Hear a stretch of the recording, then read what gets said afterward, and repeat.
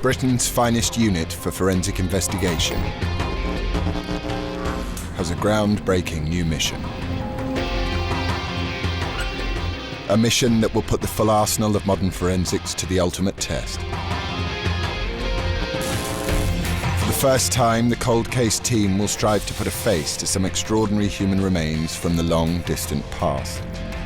It's not the kind of face that children would happily look at. It's the kind of face that children would cry at. And that's quite sad for someone who's so very young. Forensic anthropology, facial reconstruction, and painstaking research will open new windows on history as they reconstruct the lives of people not seen for centuries. This historical research is allowing me to investigate people's experiences at different times throughout history. He certainly had a nasty crack to the top of his head. That must have been so painful. So we've got the face, the facial reconstruction, and we've added some textures. Fantastic. That is just superb. The team's latest case surrounds a puzzling skeleton discovered in a medieval Christian burial ground in Ipswich. The archaeologists who found the body believe the man is from Africa.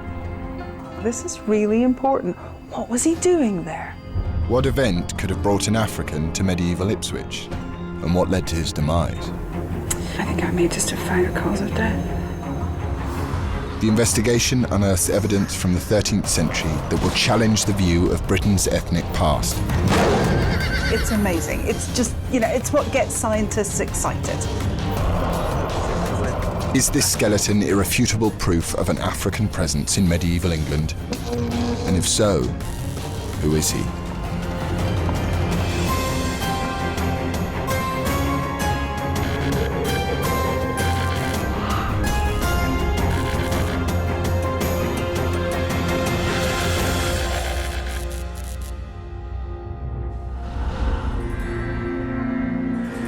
The Centre for Anatomy and Human Identification at the University of Dundee. The forensics team is about to start work on a curious skeleton presumed to be male and African. It was excavated from a medieval burial ground in Ipswich in the 1990s. But his identity and his story are a mystery. The first stage of the investigation is for Head of Unit Professor Sue Black to examine the skeleton, along with her colleague Dr. Xanthi Mallet. Excavation medieval burial site in Ipswich. Also, the report on the site suggested the skull showed sub-Saharan African characteristics. Okay. They record every detail. The size of that. And Sue is immediately struck by what could be a clue to confirming the skeleton's ethnic origin. Good grief. Okay. Gosh, it's very wide. Look at the width of that. Huge palate. That's a jaw flaring that Tom Cruise would be very proud of. Yep. Beautiful. Absolutely beautiful. Or was it Ipswich? Mm-hmm. But before tackling the complex issue of his possible ancestry, they begin by putting an age to the man at time of death. Well, we're definitely in the adult category. If you look at the sutures, they're in the process of closing. When you're very young, they're quite far apart and you can see them really clearly. And as you get older, they ossify and they sort of merge and fuse together. And they've started to disappear round at the back here. And that's an indication of age. So we've definitely got a mature adult here. We've not necessarily got an elderly adult, but we're at the older end of mature. Yeah. Mm-hmm. Not 40s, probably getting a bit older. The archaeologists who discovered the skeleton classified it as sub-Saharan African, and the shape of its jaw would seem to fit with that. Not an overly prognathic jaw, but it is a little bit prognathic, and I think we'd be very happy to agree with our classification of sub-Saharan African. The whole investigation will hinge on being able to ascertain beyond any reasonable doubt where this man came from. Skull shape is commonly relied upon to indicate ethnic origin. Although every skull is unique, a prognathic or relatively prominent jaw is linked to skulls of sub-Saharan African ancestry. Over 3,000 miles from Ipswich. Bottom line is, his skin was a different colour to yours and mine. And that's fundamentally what we mean. And when we look at him in terms of his position in Ipswich at that time, he'd have been really different. Absolutely. And he'd have been really different because of the colour of his skin. The initial observation has confirmed that he was male, between 40 and 60 years old and around 5 feet 6 inches tall. But the cause of his death is still a mystery. And there's much more they'll need to substantiate about his ancestral origins. He's a very well-developed, mature man, so a lot of muscle development in there. I think height-wise, he's not overly tall. He's sort of middling height, even by UK standards at that time. He's about 5'6", maybe 5'7".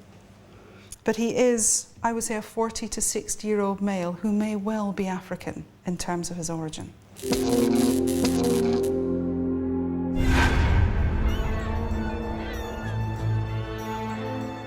Okay, what we have today... Before further analysis takes place, Sue and Xanthi need to discuss the case with Dr. Caroline Wilkinson. She will oversee the facial reconstruction and is the team's ancestry expert. Angles of the jaw. Okay, ancestry is interesting because that's not something I know a lot about. I know you're much more comfortable with that than I am. The only thing that I picked up, apart from the really heavy, dense nature of the skull, was the palate. The palate was very wide and very big teeth, which was, to me, was a clear indication we're not talking, Anglo-Saxon, Celt kind of dentition at all. I think he's going to have an interesting face. I'll be quite pleased to do a reconstruction on him. And if we're going to do facial reconstruction, we can do it from a laser scan. So. Okay, so you want him laser scanned? Yeah. And they will need to gather a lot more information. You really need to go back and speak to the archaeologists. I think we need to have some idea about where they were found, what type of a site it was, were there any other individuals around them, are we looking at high status, low status, is there anything known about that archaeological site, were there any artefacts? I think that's a really important way to go. Yep. Excellent. I think that's all we can do. Yep. I think what makes him interesting is the potential ancestry. So the fact that we might be looking from somebody who's sub-Saharan African. And in Ipswich, I think in medieval times, that for me is very interesting. It might not be something that in a modern scenario, if I was doing a forensic case, would be in the least little bit unusual. But I can't help feeling that if we go back to medieval times, this is somebody who would stand out.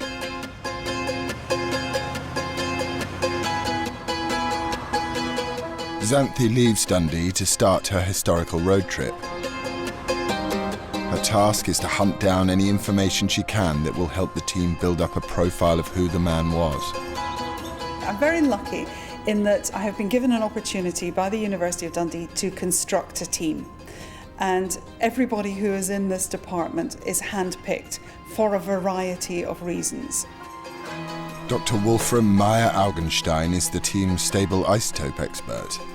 He will analyse trace minerals found deep inside the Ipswich man's skeleton, which could tell us where he lived. There is nobody else that I would trust for a forensic investigation. He is the best that there is, and he has not only a national reputation, he has a huge international reputation. In order to carry out his isotopic analysis, Wolfram needs samples of teeth and bone.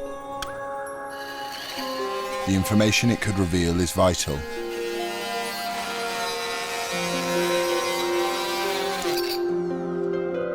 A single molar tooth could reveal where in the world the Ipswich man spent his early years,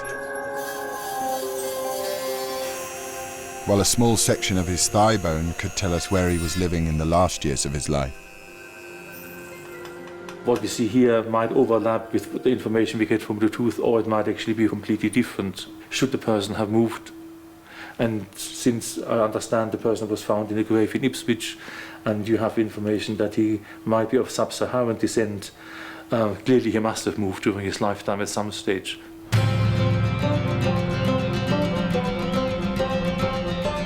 Xanthi has come to Ipswich, where the skeleton was discovered.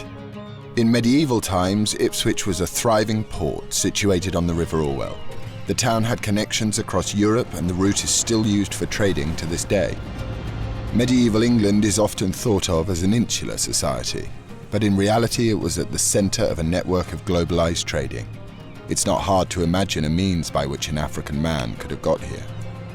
In medieval times, Ipswich would have been a huge port that would have been really very busy with trade, and lots of international crews would have travelled up here from all over the world.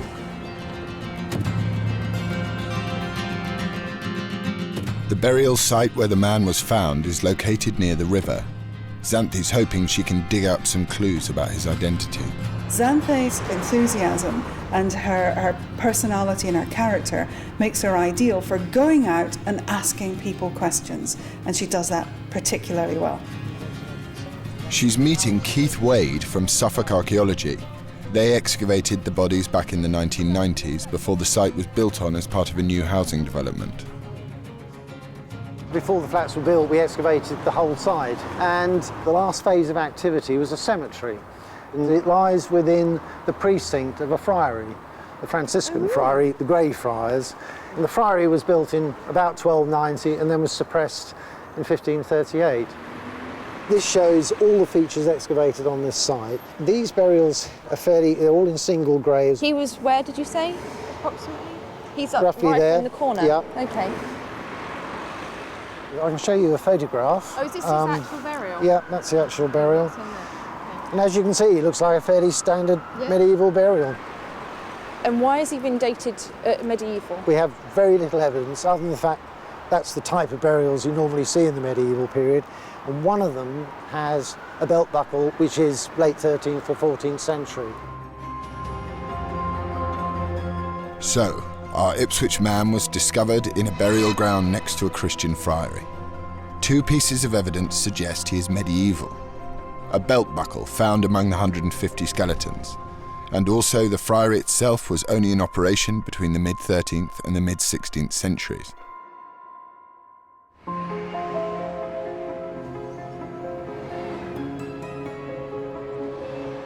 Before the investigation can proceed, there is an important question to answer.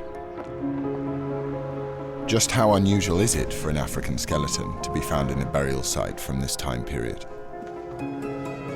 To find out, Xanthi has come to the University of London to meet medieval historian and migration expert Professor Jim Bolton. Nice to meet you. We found a medieval individual who's of African origin.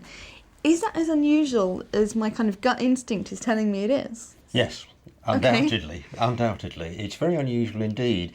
There is some written evidence, I think, of Africans in medieval England, but to find skeletons, I've not come across it before at all. So what do we know about the history of migration to this country? If you go back to the Roman occupation of Britain, then you would expect to find Africans and people from the Middle East here as soldiers, as merchants in particular, and you would expect that because Rome is a multinational empire. Then you get a huge gap, and that's between the end of the Roman Empire, as it were, and almost the 16th and 17th centuries, when Africans begin to come into England because of the slave trade and as personal servants in great households. But between the fall of the Roman Empire, which is 5th century AD, and about 1600, then it is rare to find Africans. It's very rare indeed. And very rare that they should be in a friary as well, because that assumes they've been given a Christian burial. And most of the people I know who come from Africa or North Africa or Spain would be Muslim. So why would they end up in a Christian burial ground? What Professor Bolton has told Xanthi has raised the stakes in the investigation. Between the fall of the Roman Empire and the 16th century, there are virtually no records of Africans in England. This makes the Ipswich man so improbable that the team must be sure of their findings. And the first thing they must prove scientifically is the age of the skeleton. Is he really medieval?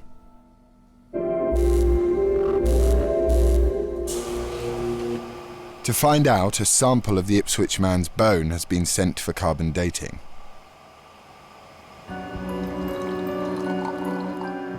The bone sample is crystallized into a powder which is then combusted in a sealed glass tube and converted into a gas. The gas is then converted back to solid carbon, which can be analysed and dated.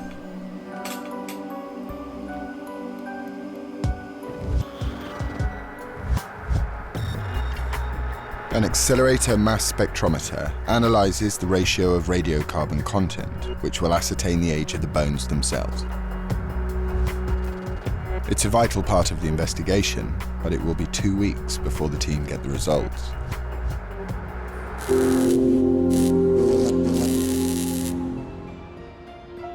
Caroline Wilkinson is responsible for giving the Ipswich man a face. She is one of the world's leading facial reconstruction experts, working on historical faces as well as contemporary criminal investigations.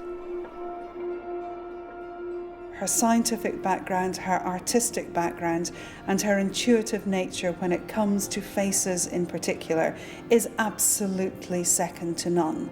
So I'm very fortunate I have a world-class leader in her field in this department.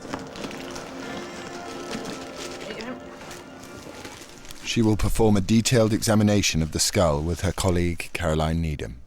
Okay. Do you want them separate for now? Wow.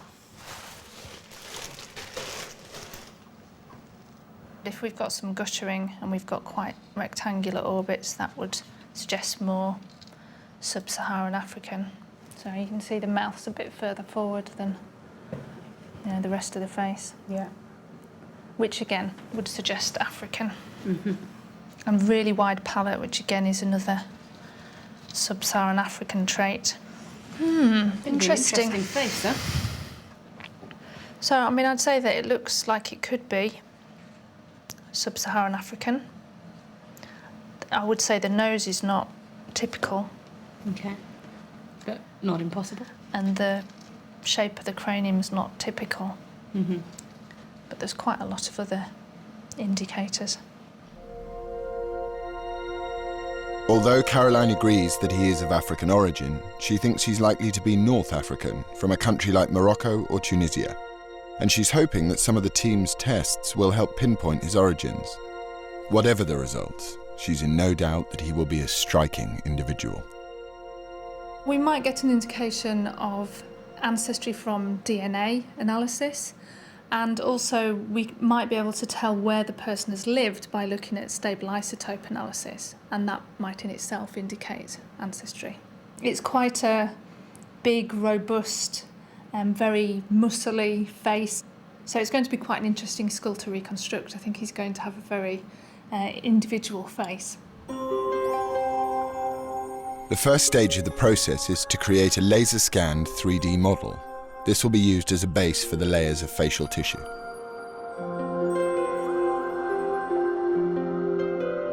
But Caroline will need further historical and scientific evidence in order to recreate his face accurately.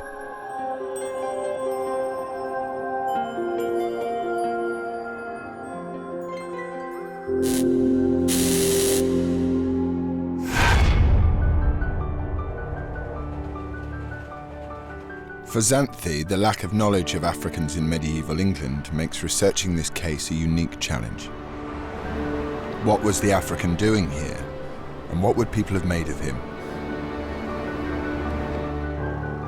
Xanthi has come to the National Archives in Kew to meet a man who has single-handedly been trying to build an evidence-based picture of early African history in England. Onyeka has been researching thousands of medieval documents, and what he's found is fascinating. He has come to the conclusion that the African found in Ipswich would have been treated with more tolerance than we've seen during later periods of history. The Africans who were here would have been here doing a specific skill or trade. Their position would have been determined by personal relationships that they developed, Right. rather than based upon skin color. There was not a scientific understanding of race. That comes about in the 19th century. Yeah. The idea that human groups fall into different specific racial categories, that was not present in medieval England. How many individuals of African origin would you have found in the UK back in the medieval period? That's difficult for us to know. Yeah. Because during the medieval period, there are not consistent and substantial records. There are few records of the population as a whole, let alone of an African presence. However, having said that, we have in the Abrevito Doomsday Book of 1241, this African. 1241? 1241. So what does this mean? Now, this is an African image, an image of an African, from an account for Derby. The Abbreviato of Doomsday Book was the 13th century version of the original Doomsday Book of 1086, the first survey of the English population. This is one of the only known images of an African in medieval England, but Onyeka feels it's highly significant. But the point is that there was an African that the idea of the African was known in 13th century England. Which is just the right time period. It's just the right period for your African, yes? People draw pictures of them in image-wise, yes? And therefore it is highly likely that Africans were part of medieval society. By the 16th century, there are an increasing number of recorded African images in British history, such as that of John Blank, Henry VIII's favourite trumpeter. But among the 11 million documents at the National Archives is some extraordinary evidence that as the numbers of black people in England increased, attitudes started to change. This document, created between 1595 to 1596, is a record of letters and proclamations created during the reign of Elizabeth I. Okay. This letter is addressed to the Lord Mayors of the major cities, and it says in the letters, if you look, it says the word blackamoors. You notice that word there? It says blackamoors here and blackamoors there. So this is another word for African individual, That's a blackamoor. Right. The word moor by itself means black, and black added on means essentially black. Black. Yes. So it's emphasising what these people look like. Right. But the letter reads, an open letter to the Lord Mayors of London and the Aldermen, his brethren, and to all other mayors, sheriffs, and Her Majesty, understanding that there are of late divers blackamoors brought into this realm, of which kind of persons there are already here too many, considering how God hath blessed this land with great increase of people of our own nation.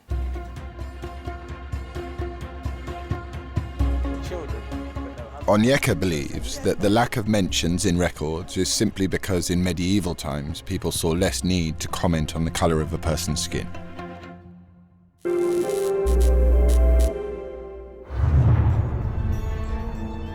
So far, the team has relied on anthropology and historical research to establish the origins of the Ipswich man.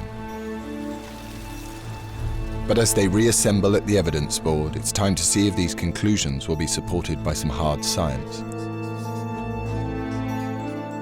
Was this man alive during medieval times? And does he definitely come from Africa? Okay, today we're going back to Ipswich man. This is the Sub-Saharan African male, possibly medieval, and that's because there was a belt buckle with one of the individuals from that group that was a medieval belt buckle. Sue has been sent the results of the carbon dating. The material is human bone. Good. And, oh, I like having knowledge that no one else has got. So, well, the date that they have given us in terms of the range is going to be 1190 AD and 1300 AD. So that's coming in at 805 years, plus or minus 30, before the present date. Wow. Have a white pen, sir. So the date of the Ipswich man is confirmed. And Wolfram also has some exciting results. And I have a better chance coming from Mars than this guy having come from Ipswich. Because the tooth data definitely put him in a hot climate, near coastal, near equatorial climate. So that the southernmost point from a European perspective would be something like Portugal, maybe southern parts of Spain. Okay. And then we have to move either into the Middle East or basically northern Africa, places like Sierra Leone, Morocco, that sort of thing. The stable isotope testing of the tooth supports Caroline's opinion that the skeleton is North African. But the tests done on the man's leg bone prove he died somewhere like the UK. The bone oxygen data is consistent with where he was buried. Okay. In the broadest possible sense. We can't really say it's absolutely pinpoint accuracy Ipswich, but it's consistent with the UK. And that tends to be consistent, that says this is at least 10 years in this sort of vicinity. If not more. If not more. It's definitely inconsistent with anything that's arid and warm and near equatorial or coastal. We know that he grew up in a Yes, warm, there are two dry different place, and As the opposed last to part somewhere of his cold and life he was miserable. in a cold, There wet are place. two different, and he must have lived in that colder climate for, let's say, at least 10 years. Okay. The scientific analysis has provided two vital pieces of information.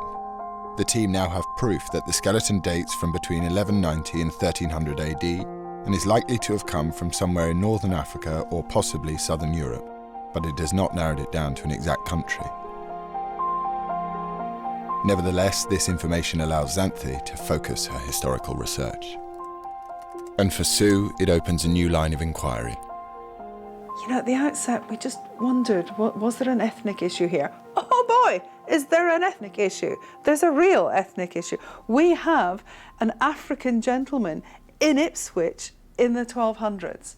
Now, there is no doubt. So the science that's come together with the history, with the archaeology, this is really interesting. This is really important. What was he doing there?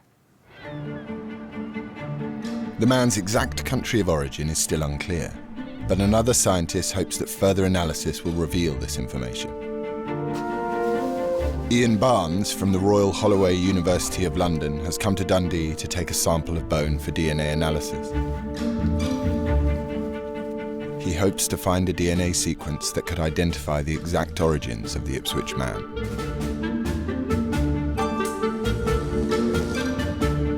He wears protective clothing to avoid contaminating the sample with his own DNA. One of the concerns is that DNA from other individuals may actually get into the sample. So in order to avoid having our real DNA from the skeleton getting swamped out, we try and work as carefully and as cleanly as possible, and then hopefully we'll be able to get a real sequence out of it that comes from that skeleton, not from outside.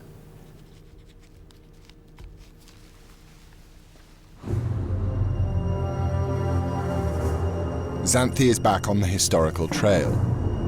Why did the man come here? What brought an African from a life on the Mediterranean to a burial next to an English friary?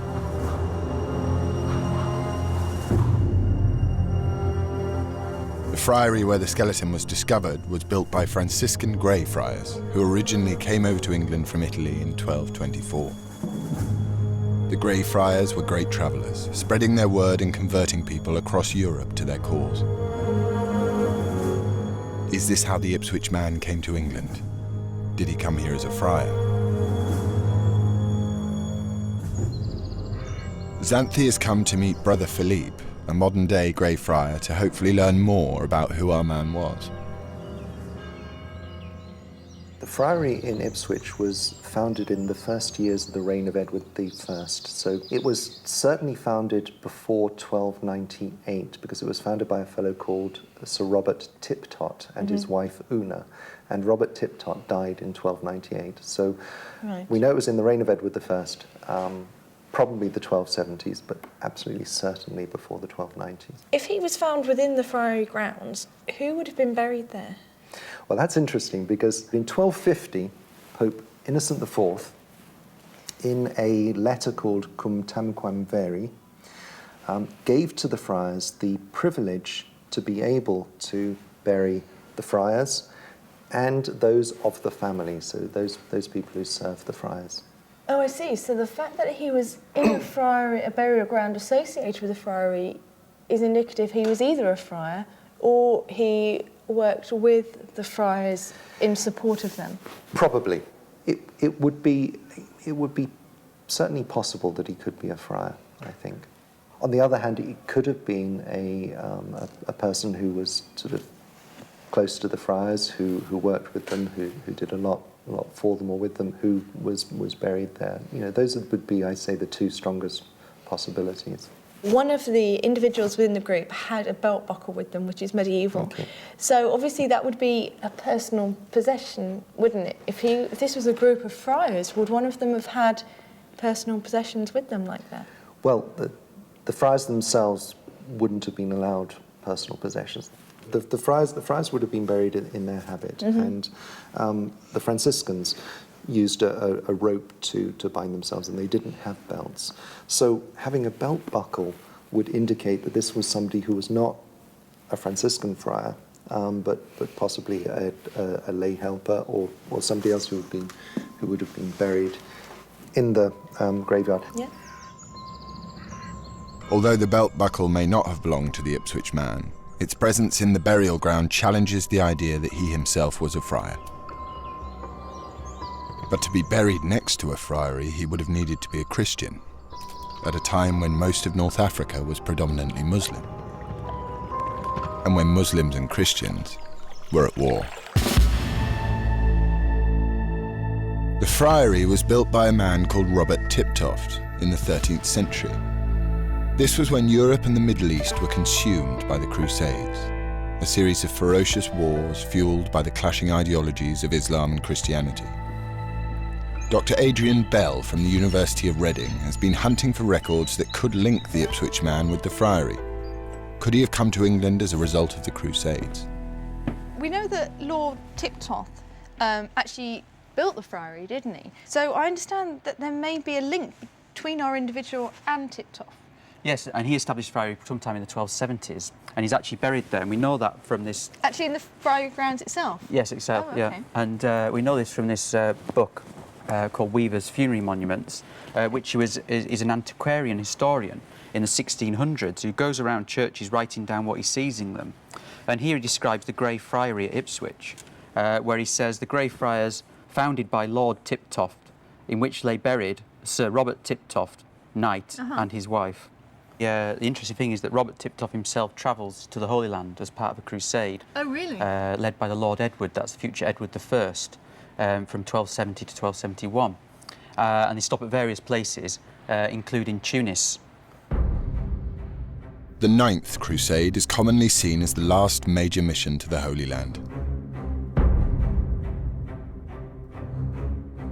On their way, the Knights of Prince Edward stopped at Tunis with King Louis of France, who was renowned for converting Muslims to Christianity. Accompanying Edward was Robert Tiptoft. We actually have evidence that Tiptoft did go on crusade. It can be found in the Pipe Roll, which is basically a government document showing expenditure, and it actually shows here that it's paid out to Robert Tiptoft for his service with 6 knights, that's himself and 5 others, and they're paid 100 marks each for that service. It's Latin. That's in Latin, yes. So these are original Pipe Rolls, a collection showing who was paid, and there's 225 knights in total paid here, 100 marks each. For their crusading activity? For their crusading activity. So we have evidence here that Tiptoft, who was buried in Ipswich, who actually developed the friary in Ipswich, went on these crusading activities to North Africa. Was there any evidence to show that Africans were actively brought back to England as part of this crusade? Yes, there is, because in the Floris Historiarum we have an entry for 1272 where it actually says that after their voyage from the Holy Land, a number of nobles, including Thomas of Clare, or Thomas de Clare, who is also with Robert Tiptoft on crusade, brought back 4 captive Saracens. And in that sense, Saracen is a word that's used to describe Muslim or someone from North Africa. Okay, so he could have been converted and then brought back during one of the crusades? Yeah, I mean, that seems a likely story for the 1270 crusade. One of the knights accompanying Tiptoft on the crusade, Thomas de Clare, is recorded as having brought 4 Saracens back to London with him. Whether they were prisoners, trophies, or free men will remain a mystery. But this makes it plausible that Tiptoft himself also brought back Africans, such as our Ipswich man, from Tunisia to England. It says that, yes. So yes, he's dead by about... Although the evidence is over 700 years old, it has finally provided an explanation for how the Ipswich man travelled from Africa to England. I mean, obviously, we're never going to know exactly why this individual was in Ipswich. But what's interesting is we've actually found a documented case of how people were being moved around the world from North Africa to the UK.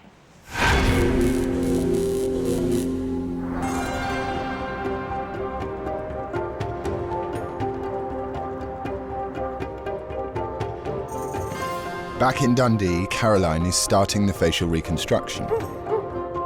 Using a 3D scan of the skull, she begins to layer on the muscles and build up the foundations of our man's face. In theory, you shouldn't need to know the ancestry of an individual to reconstruct their face, because the majority of the standards that we use apply to all ancestry groups. And if somebody has a narrow nasal aperture, for example, they're always going to have a narrow nose regardless of the ancestry group that they come from. But there are fine details that are reliant on knowing the origins of the individual, and they will make small differences to the face. Caroline might have to make a best guess about the man's skin tone and eye colour. Well, those details will be reliant on knowing whereabouts the individual is from, which is obviously slightly problematic for us. Already, a distinctive face is emerging. I think because it was quite a robust skull that was very large, with heavy brow ridges and clearly a very large neck, I had this preconceived idea that he was going to be quite big and butch, which he is, but he's also got a very nice balanced features that mean that he's a lot more attractive than I thought he was going to be.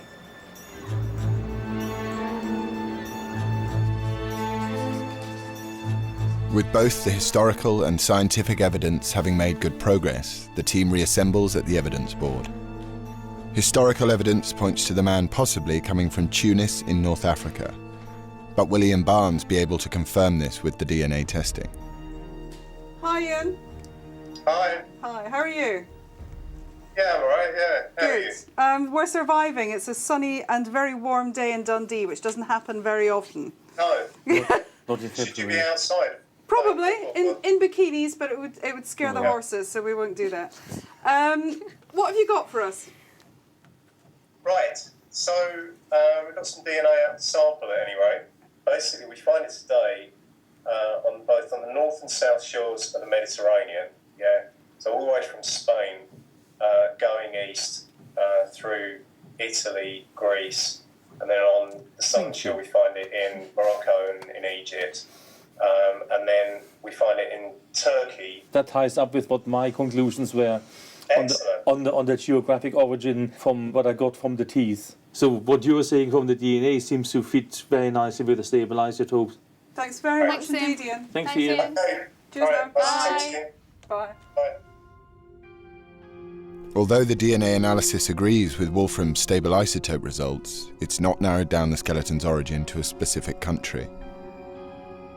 But Sue wants to bring all the data together. The anthropological study of his bones, the stable isotope tests, and now the DNA results. Can all three disciplines work together? So we're still happy about the African ancestry in some regards. What we're less happy about is sub-Saharan label that was given at the outset. And there are areas that Ian has suggested and that your isotopes have also suggested that it could be that we're less happy with because it doesn't fit with the anthro.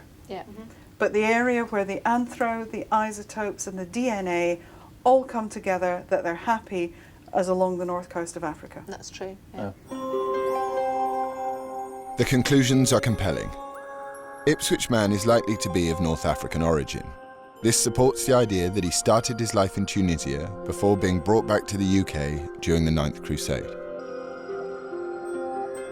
To have those three areas all pinpointing you down to the same part of the world in scientific terms is huge. It's big, it's amazing. It's just, it's what gets scientists excited.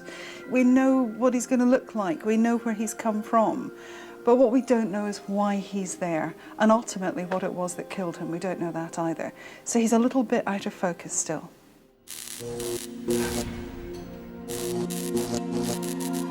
Sue wants to know how he died. She decides to take another look at the skeleton. Do the bones have anything left to reveal about the end of this man's life? There's a general principle in policing which says once you get to the point of a cold case, where a case goes as far as it can and it doesn't come to a conclusion, the best thing you can do in terms of policy is go back to the beginning and start again.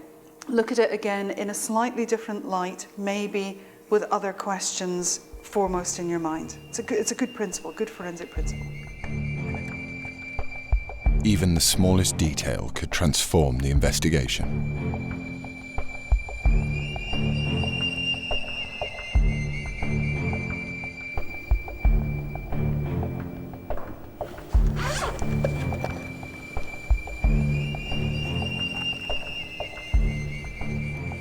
As she looks at the spinal column, something grabs her attention. I think I may just have found a cause of death. It's a thrilling discovery. What is interesting, which was missed the last time, is the fact that it looks like he's got a spinal abscess.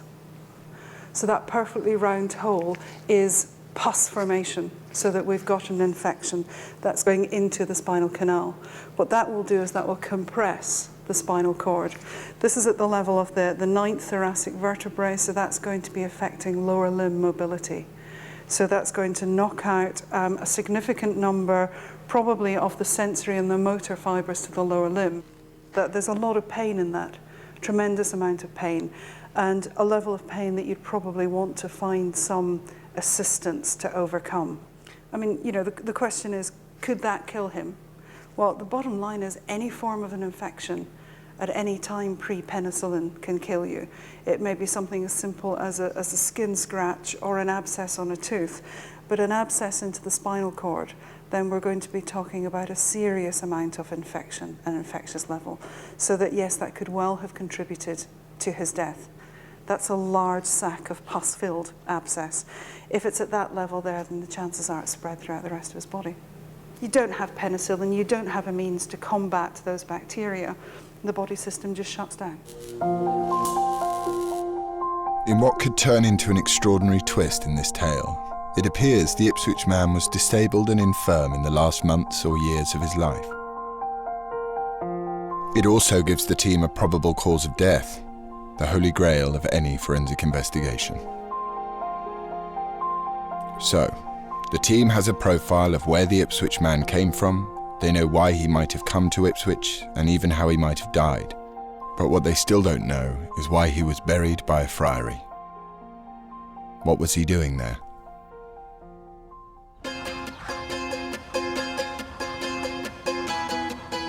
He was discovered with 150 other skeletons. Xanthi is keen to see if any of the other bodies can shed further light on the events surrounding his death. Who were they, and why were they all buried together? Sue Anderson carried out the original bone study of the skeletons. At the St Nicholas Centre, next to the site of the medieval burial ground, 12 of the skeletons found near the Ipswich man have been laid out. So this is our burial population from the gravesite just up the road, isn't it? So what are we looking at here? We've got 12 individuals laid out. Yeah. What's unusual about this population then? It's got quite a high proportion of pathological specimens and also quite a high proportion of men and older individuals. It quickly becomes apparent that this is no ordinary group of skeletons. This is probably something called diffuse idiopathic skeletal hyperostosis. Oh, we've got some pathology here. He's got areas of infection and inflammation on his legs. He had quite an enlarged frontal bone. So he would have looked unusual as well? Yeah. This would be a result of a number of disease processes, wouldn't it? There's basically no cavity there, is there, for the white blood cells at all? That's weird. And bone should not look like that, should it? You've got 3 vertebrae completely fused here. Another pretty unhealthy individual. He's got a disease called Paget's disease. Almost all the bodies exhibit signs of debilitating disease or injury. Much finer. It's got a very large abscess formed here. So she's got a spinal abscess. Now that's interesting because the individual that we're looking at had a spinal abscess. Yeah. And certainly that one isn't healed. No. So this would still have been active at the time of death. Yeah. So none of these people are healthy, are they? There's nobody here that just, I don't know, fell over and hit their head and died. These are all people who've had some long-term pathology, disease that's showing that they've had long enough that it's showing in their skeleton. Exactly, yeah. So it's not something that's killed them quickly. No. They're an interesting population, aren't they? Yes.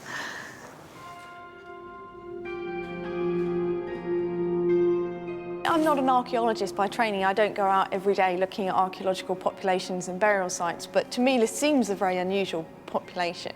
My first impression of this group is that we're looking at a group that have been buried together for a reason. This is not a natural kind of demographic of a burial site that I would expect to see.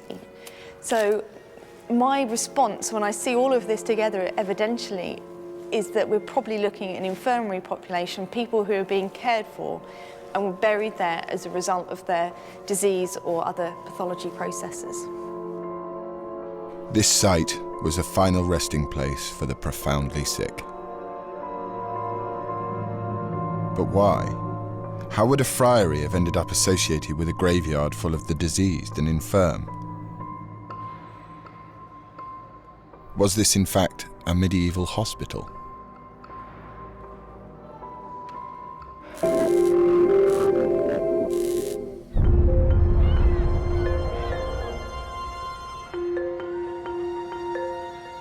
Angela Montfort has written a book that explores the link between friars and medicine in the medieval period. Xanthi has asked her to come to Dundee to see the Ipswich skeleton. The Franciscans in particular were known as apothecaries. Oh, really? They would grow herbs for medicine in the infirmary, the friary infirmary garden. And we know that the friars used to give medicine charitably to people. Is it likely that the friars would actually have been taking care of these individuals on site? There are quite close links between the friars and medicine. When St. Francis first told his friars to serve the poor, he was expecting them to visit the sick. The whole view of medicine and life generally was that it was all one integral part, and that the medicine of the soul was also important as the medicine of the body. And so a medical friar could treat both of them. And in fact, some friars were called the physicians of the soul. At a time when religion and medicine went hand in hand, the friars were helping to treat the sick not just with prayers, but also with what was then state-of-the-art medicinal knowledge. Would their treatments have been used to help treat the Ipswich man as he succumbed to the pain and disability of his spinal abscess? Dr. Tig Lang is a herbalist who has studied the use of herbs in medieval medicine. What are we going to be making Well, today? we're going to be making an ointment that would have been used for paralysis. It's mentioned in a herbal called Of the Virtues of Herbs, or Maca Floridus on the Virtues of Herbs. And this herbal was around in the period that we're talking about with your skeleton. And the recipe itself reads, this ointment will wonderfully help to the palsy. That means it will wonderfully help to heal paralysis. What it actually is isn't an ointment, it's a rubbing oil. What they're basically intending to do is massage. They say here, if the patient is often with this ointment rubbed with, I love this bit in the English, with hundes sumdel harder, which means with somewhat hard hands. So they're obviously dealing with somebody who's massaging quite firmly.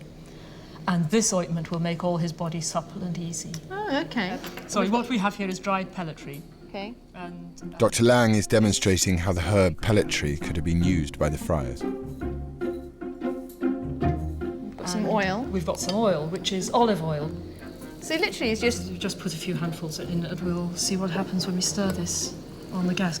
Often, in later recipes, certainly, you find the instruction to boil it for as long as it takes you to say the Paternoster, which is a lovely way of timing, if you think, if you haven't got a clock. That's boiling in the oil now. That's boiled long enough, I think, to bring the virtues of the herb into the oil. I couldn't really smell the herbs, but that smells You see, fantastic. it's gone beautifully green. That's quite nice. Quite like that. And pellitory does have a warming effect. Oh, does it? So that it would make the skin For warm massage, up. that So would it's be medieval perfect. Ralgex. Some kind of therapeutic. We're all acting as if it's hand cream. I know, yeah. Well, it's quite nice, isn't We're it? going to get hot hands. Obviously, this is not going to help somebody with paralysis, but, you know, may have brought some level of comfort, at least. Yes, I think given that his paralysis is leading from a spinal abscess, no amount of what they do to his limbs is going to do him any good at all. No. But we can't say they did use this ointment on him, but it's an ointment which was available at the time, which they may have used in an attempt to bring comfort to the patient, or even in their way of an attempt to bring cure to the disease, because they wouldn't have known about the abscess. But I think what's nice now is we know that this individual had quite a serious spinal abscess, and I also now know that they grew herbs and they produced some sort of medicinal herbs for treatment of paralysis. So it's nice to know that even though they couldn't have done anything to assist with the abscess specifically, he may have been getting some sort of palliative care that may have at least eased his discomfort, because this would have been a really uncomfortable, painful condition.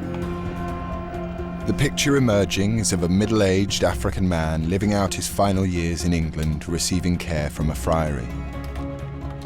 He lived in the UK in the mid-13th century, and analysis of his bones has proved that he was here for at least 10 years before he died. He could have enjoyed years of good health before ending up in the infirmary. Did he settle here, set up a home, have a family? We can never know.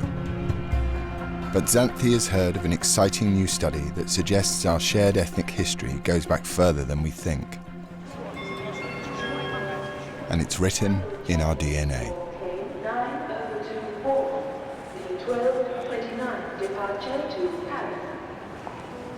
St Pancras International Railway Station, a modern-day symbol of the global travel that has helped create our ethnically diverse nation. She's here to meet Dr. Mark Jobling, a geneticist from Leicester University. His studies on the male Y chromosome could help support the idea of an early African presence in the UK. What would you say the normal view of ancestry in England, the UK, is? Well, I think the history books are dominated by the stories we all know about Anglo-Saxons and Vikings and Romans before them, and then maybe Celts and Picts and so on. So there isn't much of a place for Africans in that story. So what is the actual ancestry? This pale skin, is it kind of hiding a more complex ancestral past? Well, it's certainly, in our study, we find that it does hide a bit of a more complex past, yes.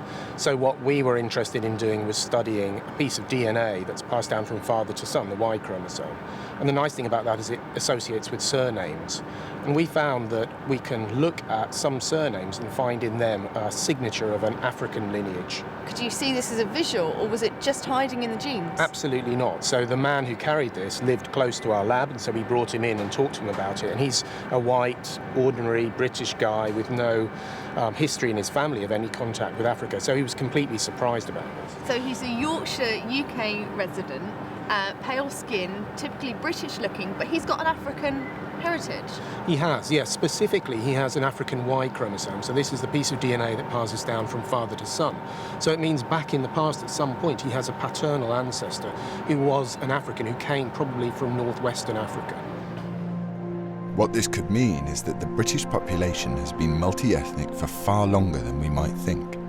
Could our Ipswich man even have contributed himself to this African ancestral signature seen in our DNA today? So the individual that we've been investigating is of African origin, we know that, and he's buried in Ipswich. Is there anything that you know of that could suggest any information that he could have been mixing with the population as far back as the medieval period? Well, there could have been. From our evidence at the moment, we can't say that, but we could imagine finding other surnames where we can trace the history back into the medieval period. And I think if we had large enough sample sizes, we could probably do that. I think what we've found by finding this African individual in Ipswich is that possibly the multiracial society that we think of as a very modern construct, we think of Britain as very ethnically diverse now, but only recently. Whereas it seems that this African individual in Ipswich may represent a much longer history of multiracial Britain that nobody really knew about. This extraordinary case is reaching a conclusion. Using the modern arsenal of forensic science and historical detective work, the cold case team has painstakingly reconstructed a story that could have stayed buried forever. Possibly born a Muslim in 13th century Tunisia, our man could have come to England during the Ninth Crusade, converting to Christianity before living here for some time. As he succumbed to the pain of a spinal abscess in later life, he was very possibly nursed to his death by Franciscan friars, leaving behind irrefutable proof of an African presence in medieval England.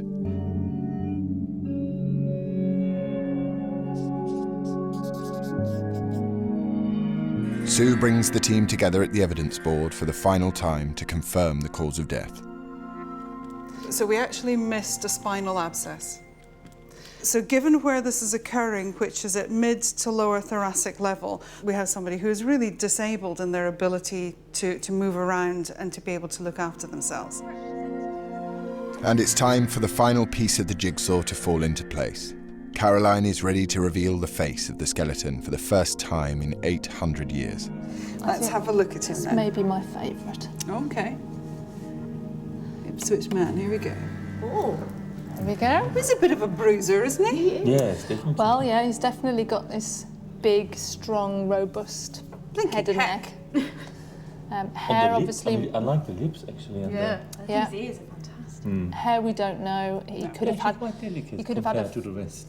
He could have had a full beard. He could have had lots of hair. He could have gone bald. We have no idea. So, which is why we haven't given him any of that. And we've also got this quite massive neck as well. Yeah, but he was very well. I think he's quite beautiful, actually. He's got a great face. Yeah. What is interesting is that the historians are saying there is evidence that we have African individuals in the UK and in England, specifically from Roman times. We've certainly got them in the medieval times. We've even got a situation in history where in Tudor times, Elizabeth I is saying, actually we've got too many, we need to stop this, we need to send them back. And how do you go from a small number of individuals to a community to such a point that you've got the monarchy saying this is too much, we have to be able, we have to stop this happening. And I think that's interesting, and there's no doubt that the historians are saying this hasn't been researched, and I think it should. And if nothing else, what we've done is said, here's one, absolutely, here's one, we found it, excuse me. All the rest, maybe it was, maybe it wasn't. This one is. Start with this one. A man discovered in an unmarked medieval grave could now change the view of our ethnic history. The first impressions, I think, of this case were not very exciting, is the honest truth. And we should learn from that. We really should learn from that. That it's always the case that the ones that look as if they are the most boring often end out to surprise the heck out of us and become really some of the most interesting stories. We have scientifically identified beyond all reasonable doubt, which is all any court in the land will ask of us, is that this individual is of African ancestry. We're happy with the age, we're happy with the sex, we're happy with the stature, and we're absolutely confident on the ethnic or geographical origin of this individual. That's rare. That's very, very rare to get to that point of certainty on ethnicity. And in terms of human history, migration patterns, this is terribly, terribly important.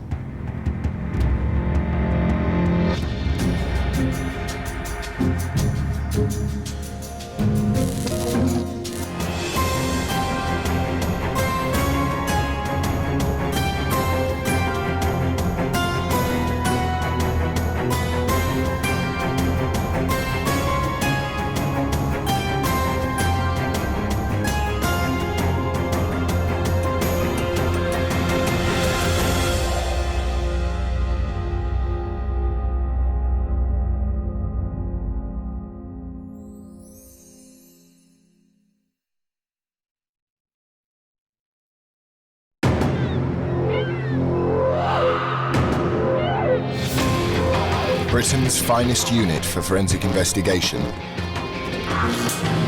is embarking on a new and groundbreaking mission. As experts in human identification, they use the full arsenal of modern technology. But now, for the first time, they're applying these skills to bodies from the long, distant past. It's very exciting for us to be able to take the skills that we use on a daily basis and apply them to look at historical skeletons to see just how far we can go. Forensic anthropology, facial reconstruction, and painstaking research will open new windows on history as dramatic personal stories emerge from long forgotten bones. historical research is allowing me to investigate people's experiences at different times throughout history. Probably a little boy, somewhere around about 8. And I have to say, I've never seen anything like it before. So we've got the facial reconstruction, and we've added some textures. Fantastic. That is just superb. This time, the team hunts for the identity of a mysterious skeleton unearthed at Stirling Castle. He certainly had a nasty crack to the top of his head. His body reveals new information about one of the bloodiest periods in our history. It's just horrendous. That must have been so painful. When the Scottish and the English were engaged in total war. The forensic trail leads to an extraordinary document. It could be our man. Yes. Ooh, okay. Can the team give one of history's cold cases a home, a face, a name? This is History Cold Case.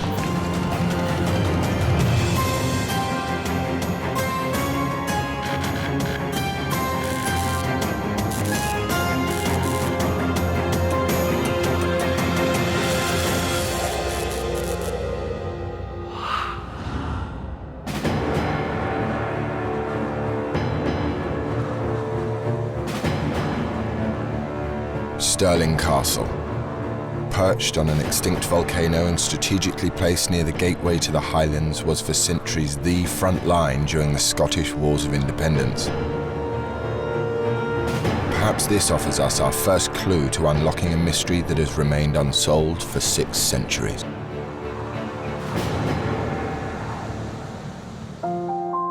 During 1997, archaeologists excavated a group of skeletons that had lain in a forgotten room underneath the castle for over 600 years.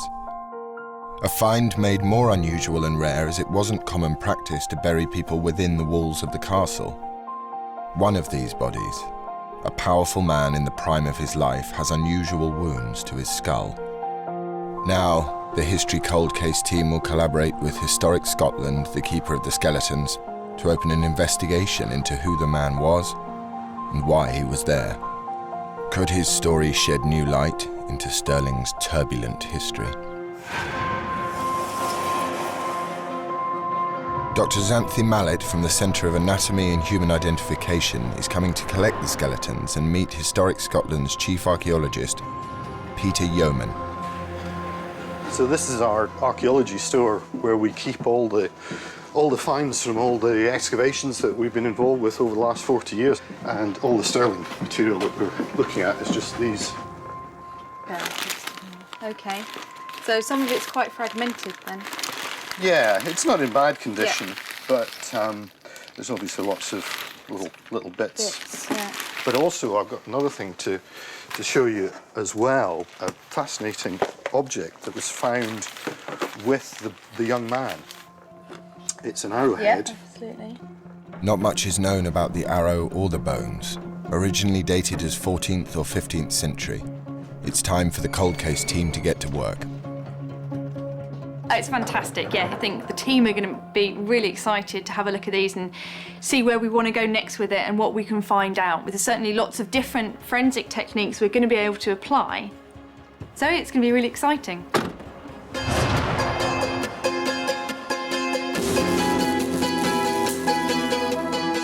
Open up and lay them out. The investigation will be led by forensic anthropologist Professor Sue Black, based at the Centre for Anatomy and Human Identification, part of the University of Dundee. The case starts with an observation of the bones. Sacrum in pieces. Okay, that gives us an H clue. And she's already spotted something highly unusual. Don't know that you've seen what sits on the top of the skull? Ooh! Ooh, what do you think that is? Well, Axe? If you can see on the frontal bone here, which is just coming down the side of the forehead, there's a very deep groove. And that groove shows that the outer table, because the bones of the skull act like a sandwich. So there's an outer layer of bone an inner layer of bone and a bit of filling in the middle. And what's happened is that there's been damage to the outer layer, but it's not penetrated through to the inner layer. So we've not gone in and damaged brain or blood vessels or anything like that. But he's certainly had a nasty crack to the top of his head. But it's healed, so this happened long before he died. The bones reveal that our man was between 25 and 40 years old. And there are more signs of trauma, this time to his face.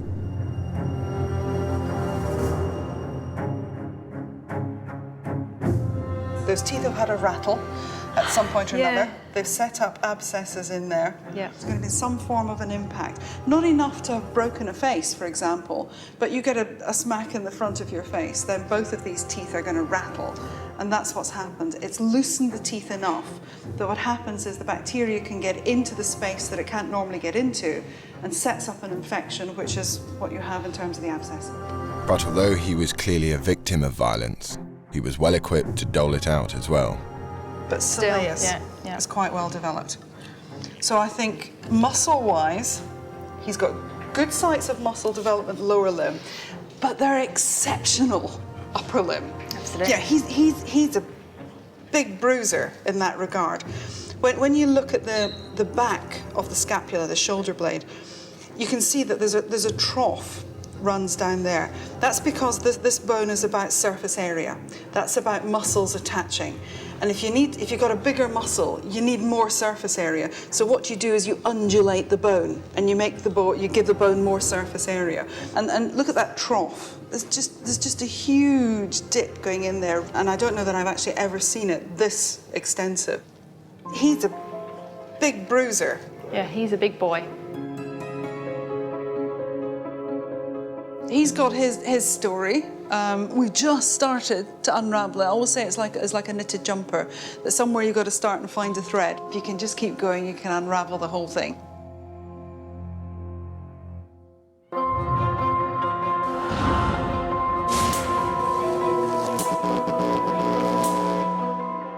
Sue gathers the other experts who will work with her and Xanthi on the investigation.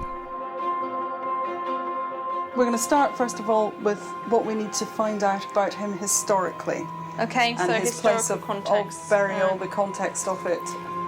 For his bones to show signs of such big muscle development means whatever this man did for a living, he had done from a very young age. So explaining his physique will be crucial. They also need to narrow down possible dates for our man's death. And Dr. Caroline Wilkinson will painstakingly reconstruct his face. We can scan skull, try and put it back together. We could also do a reconstruction of his upper body in relation to his head as well. Oh, okay. We've done it before. Dr. Wolfram Meyer-Orgenstein will try to discover more about where our man lived and died from chemical signatures in his bones. I'd like to have a mid-shaft diaphysis. Mid-shaft diaphysis, femur. Okay. Yeah.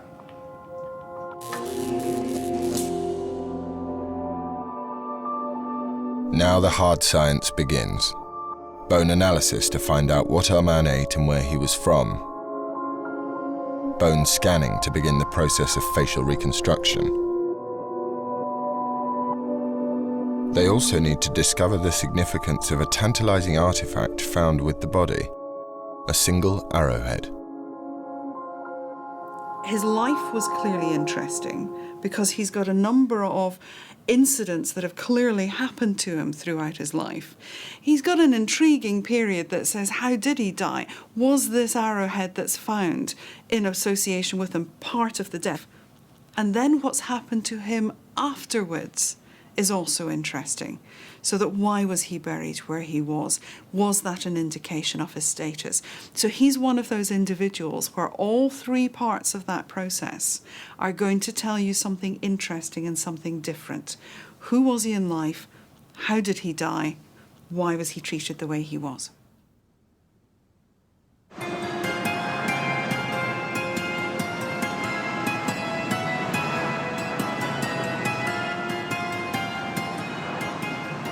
Xanthi's job is to try and add to the profile of our man through historical research. First step, back to the place where his body was found.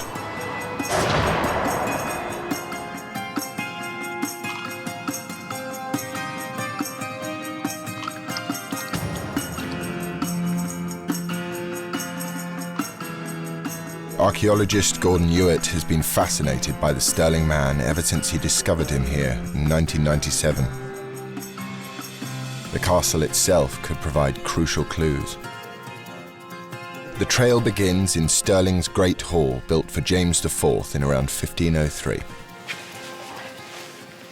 This is the Great Hall. Wow. Stirling Castle. It's beautiful, isn't it? It's massive. Yeah, it is. At the front line of repeated English invasions in the 13th and 14th centuries, Stirling Castle changed hands many times during the sieges and battles of the Scottish Wars of Independence. Many sort of festivities, and as well as the works of government were enacted here. And these tapestries are give an indication anyway of the kind of lavish quality of the court. Would they have had tapestries and things hanging on the walls? I think so, very much so.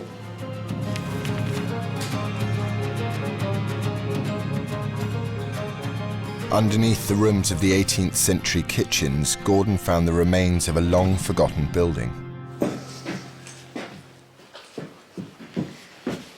And here we are in one of the rooms of the governor's kitchen. He thinks this area could be the remains of what was once a medieval chapel. This is the area where the actual mature male was buried. When you actually look at the photographs, which I can show you. Oh, fantastic. You can see the injury on the skull That's there. right, that's right. Why would he have been buried here? In normal circumstances, a burial would be completed preferably at the parish church from whence they came. They would only have been buried here in exceptional circumstances. But our cold case wasn't alone. 10 other bodies, including a female, were unearthed at the same site. It's hard to imagine your average man-at-arms or household servant being So they wouldn't interred have been here. just anyone. To No. be buried in here, they would No. have had to have been of relative significance to I think that's fair to say. the family. That's right. Okay. To be buried in a chapel inside Stirling Castle, our man must have been of high status. Taken along with his physique, could he have been part of an elite fighting force?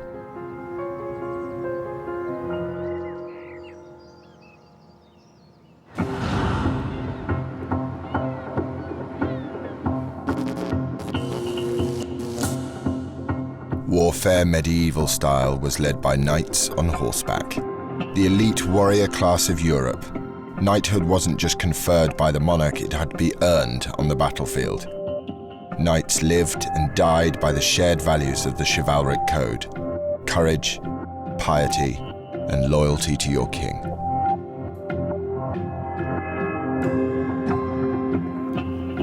In Dundee, the team is taking samples of teeth and bone from the skeleton. One goes for carbon dating, and another goes to Dr. Wolfram Meyer-Orgenstein, the team's stable isotope expert. These are ancient remains, so there are no guarantees, but Sue is confident. There is nobody else that I would trust for a forensic investigation. He is the best that there is, and he has not only a national reputation, he has a huge international reputation. Wolfram will be hunting for trace minerals in the molar tooth, which is formed in the first 15 years of life. These could reveal where he spent his early years, and samples from the thigh bone, which regenerates during a lifetime, could tell us about his diet as an adult.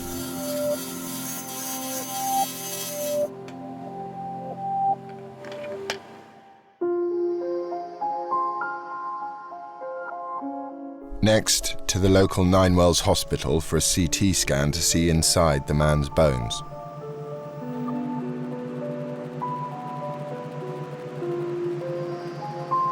The scan might yield valuable information about his life and death.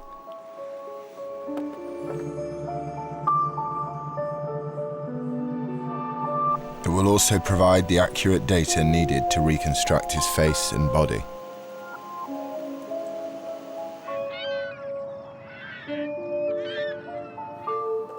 Caroline Wilkinson has drafted in her colleague, Caroline Needham, to produce a full-body reconstruction of the man.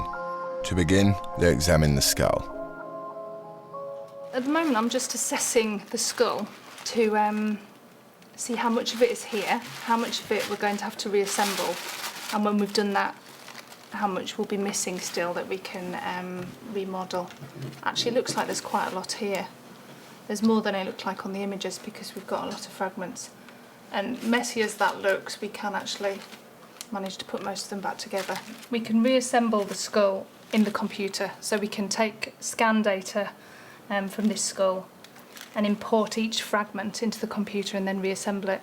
I mean, the beauty of the computer is there's no gravity, so you can put a skull piece there and it'll stay, it doesn't fall. We can tell by looking at this jaw, this is a big, strong, hefty jaw. It's got very strong muscle attachments here, so he would have had a big, square jaw, heavy-duty face, lower half of the face. But then we've also got quite strong brow ridges at the top, so he's going to have a heavy brow, more deep-set eyes. I mean, it's very typically male skull. Oh, I love skulls like this, lots of bits. It's my favourite thing, reassembling them. Each of the fragments has to be individually and painstakingly scanned using a small mobile scanner. With the hospital CT scan, these measurements will make a complete skull. The face that Caroline foresees seems to fit perfectly with Sue's assessment of the body. Heavy-browed, muscly, square-jawed, a man perfectly formed to live and die by the sword.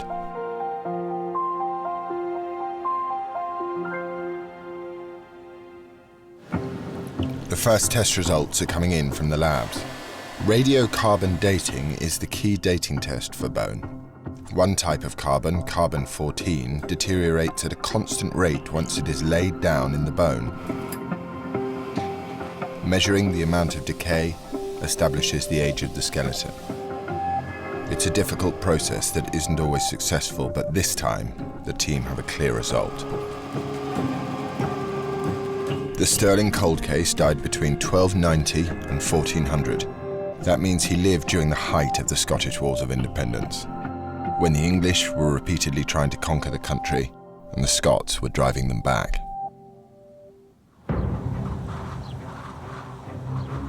From Stirling Castle, perched on a steep cliff, Scottish armies could survey the fields below. 10 miles north of here, the powerful River Forth marks the beginning of the Highlands, so the castle and the open fields around it saw the bloodiest conflicts. Xanthi is meeting medieval warfare expert Scott McMaster. This is a picture of his cranium. Now you can quite clearly see there, that's a healed sharp force trauma to... Yeah, absolutely, at the back of the head. Yeah, I mean, is that kind of wound you'd recognise? It's very common in the medieval period. This could be an axe or a sword, perhaps, or even a club. He's obviously perhaps been a knight or a man-at-arms, anyway, judging by the weaponry. Very robust in his upper body, especially, very robust. Right, OK. Well, it's quite common for sort of bruisers, so to speak, in this period. Yeah, that's how I kind of imagined him. The Scots, sometimes supported by the French, managed to defeat the invading English army on a number of occasions. But the victories of William Wallace and Robert the Bruce weren't enough to keep them permanently at bay. Stirling Castle was occupied by English forces at least 8 times during our man's lifetime. The castle certainly changed hands over this period and several times. Right. So whether he was, this individual in particular was maybe perhaps involved in a siege, or if he was actually, he died later on of wounds perhaps during one of these battles, it's a very strong possibility.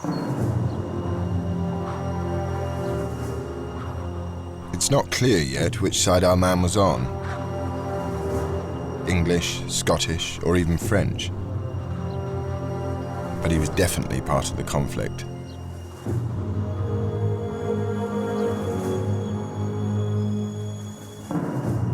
But what about the other bodies found with him? Can they shed any light onto the investigation?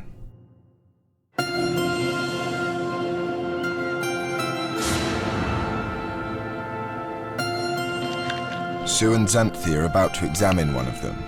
The only woman found among the bodies, she too has mysterious wounds on her head.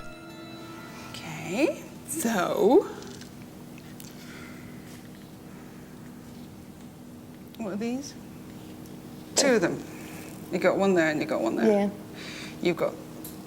That is approximately the same shape as that there. Who's that? What on earth are they? Bloody hell. They're very square. That is incredibly clean to go through there. So that whatever it was a significant amount of force with a sharp edge. Yeah, otherwise it would have shattered. Otherwise it would have shattered. So I think you need to find someone who knows something about this, because I know absolutely nothing. No, not me. That doesn't make sense. Sue and Xanthi have no idea what the two puncture marks in the skull could mean. But Dr. Joe Buckbury, a biological anthropologist from Bradford University, is an expert in skull trauma. What's really interesting is a rectangular hole penetrating through the skull. The edges are quite clear. There's a little area in here that's just sort of spalling away, which could have been caused by a weapon coming out. And then on the inside, what you might be able to see is that the hole is actually much larger on the inside. That's called internal beveling, and that's a really strong indication that this happened around the time of death. So I immediately thought this was quite interesting and could well be battle trauma. But I think there was also some more trauma to the side of her head in here. If I take these pieces of bone, they actually fit quite tightly. And I think there's been another blow around the time of death in here with a radiating fracture from the force of the blow coming up around here.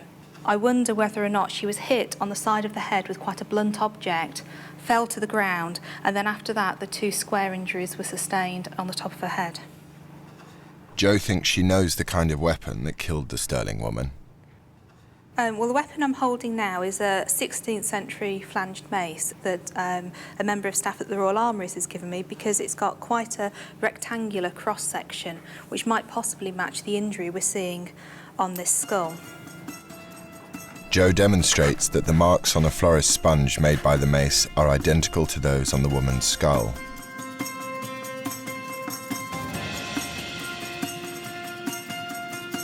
Were the wars of Scottish independence so overwhelming that women were caught up in the conflict as well?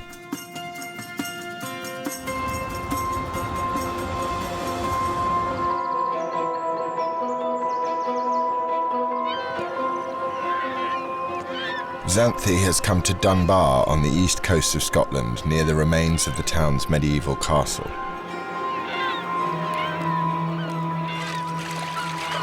She's meeting historian Chris Brown, who's not surprised by the wounds in the woman's skull. So this is the woman I've come to talk to you about today. And these are the injuries to her skull. What we're looking at here is the back of her crania, so the back of her head. And you've got two distinct injuries here. So are these the kind of injuries you'd expect to see in battle, and if so, on a woman? Absolutely. Totally typical injuries, really? Exactly the sort of wound you'd expect to get, and no reason to assume that women are in any way completely isolated from war in the Middle Ages. Here at Dunbar in the 14th century, the Countess of Moray defeated a violent English attack. Black Agnes, as she's known, was a fearless defender of her castle. This is probably the clearest and finest example of a woman engaged in war in Scotland in the Middle Ages. The woman in question is called Agnes of Dunbar, or Black Agnes, and she commanded a siege here for 5 months. Oh, really? 19 weeks solid. Here, in this castle? Right where we are. She was in her mid-20s, about 25, 26 really? years old. Her husband wasn't present, the Earl of Dunbar. He's busy fighting the English in other parts of Scotland. And the castle comes under siege. She's on site. Of course, she's in charge. Black Agnes's battle was just one in the long and bloody war. It seems that Scottish men and women took up arms and died to defend the cause of their independence. But was our Stirling cold case friend or foe? Did he defend the castle, or did he attack it? Can his bones yield any more clues? Sue and Xanthi take a closer look at the skeleton. What else have we got? Oh, we definitely got problems on his left ankle. If you look on the talus, heel sits like that, talus sits on top. If you look at the talus, there's a very well-defined area of damage. So that would have been filled with possibly pus, but certainly enough space-occupying tissue to cause bone damage. It will have not been pleasant to walk on because the entirety of your body weight passes down through that ankle joint. That's painful. But the injuries don't stop there.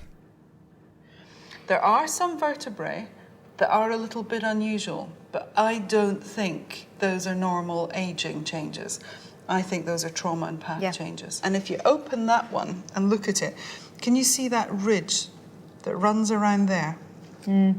That's not normal. No, so he's had some sort of trauma, something's happened to... Yeah. Episodes of damage have occurred, whether that's as a result of activity. It's not a systemic disease because that's not something that's being evident throughout this. But there's localized and little focal areas where bone is damaged, broken down, showing it's trying to repair itself, not fracture necessarily. So, back trauma and an abscess on his ankle. When you put these injuries together with his physique, what are they telling us? When you've got somebody who is obviously very well developed, like he is, but not symmetrically so in the top and the bottom half of his body. So he's doing something different with the bottom half of his body compared to what he's doing with the top half of his body. So if, for example, the obvious thing would be, if we think he was a knight, for example, is he sitting on a horse? And I think, quite justifiably, that would be something that we could look at. As the historical research and the science start to converge, a clear profile is emerging of a strong man somewhere between 25 and 40, a survivor of heavy blows to the head, of sufficient rank to be buried within the walls of Stirling Castle, but Sue needs more historical research to tie up the evidence. She wants to prove he was a knight, a member of the military elite of medieval Europe.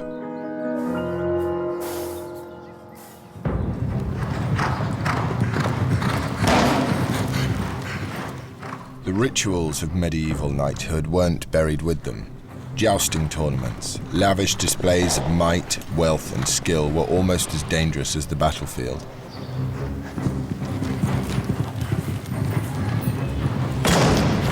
Xanthi is meeting David Mitchell and Jeremy Richardson of the Knights of Royal England, who are keeping these rituals alive. Right, this is a chainmail top.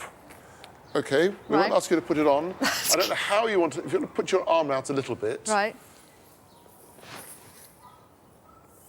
Oh, bloody hell. This is really heavy, isn't it? Yeah. Now, of course, at that time, there would have been very little armour around, so all your protection really would have come from the chainmail. Right. Let me give you a helmet. Right. A metal helmet. This is actually a tilting helmet. That's pretty heavy as well. It's metal. It's really going to it'll take a blow to the face. Yeah. So this is going to build up all the muscles down your neck, across your shoulders. Yeah. That he would have been training with armour and chainmail since he was sort of 15, 14, really? 15. So even as his muscles and bones were developing, he would have been carrying this kind of weight. So Well, try the helmet on. Just see what your vision's like in the helmet. I've got a guess that it's not going to be very good. Okay. It's not the best, but it will protect you. Okay, I can't see anything, really. I can't hear you. Sorry. Yeah, we funny can't hear that. I can't even see. Right, weapons. Jousting shield, so you would wear that on your left arm, and then we've got a lance Oh, you for are you. kidding. Okay. Mind you don't bang him on the head. Yeah. Right, and that lance would cross over the other side of the horse, so you try and attack your opponent, you try and have your opponent coming, on this side, side of you, because you've got your shield on that side, so that will be the protection. I don't think I'd have been very good at this. Okay, Right. Let me take the lance from you. I'll take the lance and the shield. Thank you.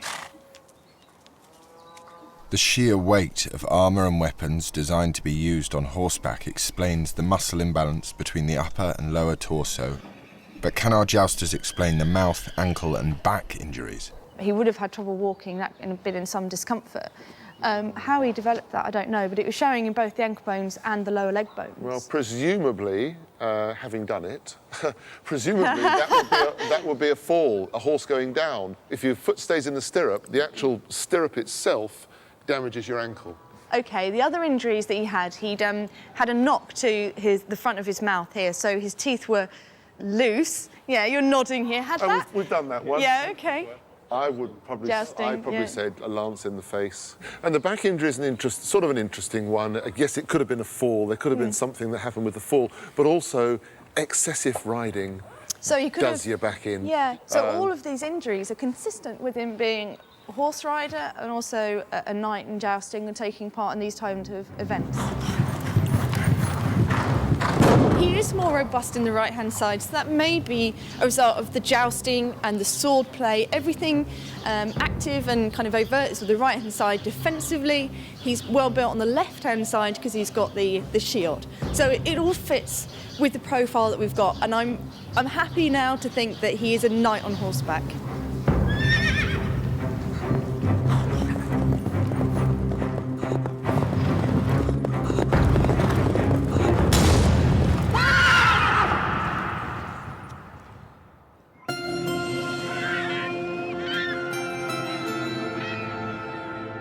Back in Dundee, Sue summons the team.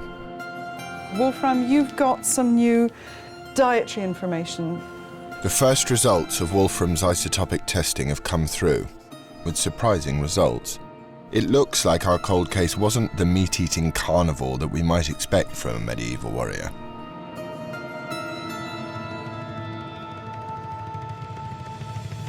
We looked at the bone. We found 30% marine-derived protein intake or food intake and 70% terrestrial. He's eating a lot of saltwater fish, a much higher proportion than we eat today, and yet Stirling Castle is miles from the sea. For God's sake, the man's in Stirling. It's not on a coastline. Has nothing to do with coast. Has nothing to do with... But was he eating fish then? Because it's Stirling. No, I mean Stirling is not so far away from the Forth. It's not, but it's still enough of a distance. It's not something you necessarily expect fish to be a major part of the diet. Yeah, but I mean, you find fish influence in English diet and in near coastal regions. Okay, I think we need to go and look at that. Okay. It's kind of ridiculous, to my mind, in that we're getting an isotope signature that's saying there's a high proportion of marine fish. Stirling isn't on the coast. You know, I might expect freshwater fish because, you know, there are rivers around there and some very pretty ones too. But it's not exactly a coastal community. It's not Aberdeen. The forensic evidence and the historical research indicate the Stirling cold case was a warrior on horseback, a knight.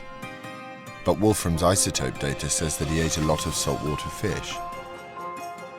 Xanthi is now following a lead that could just explain the link between these two seemingly unrelated facts.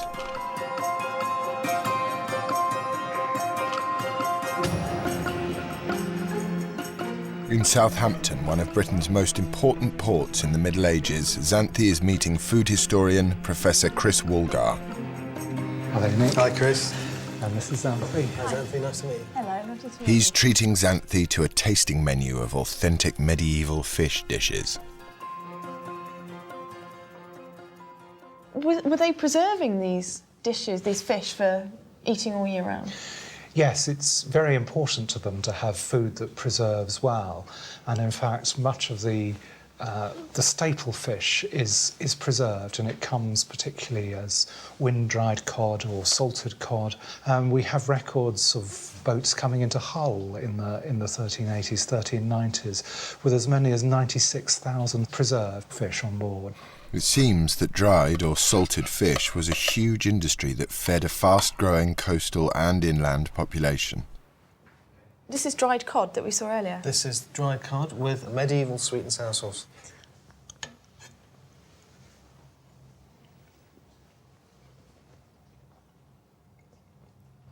That's quite nice, actually, isn't it? I don't expect it not to be nice, but, you know...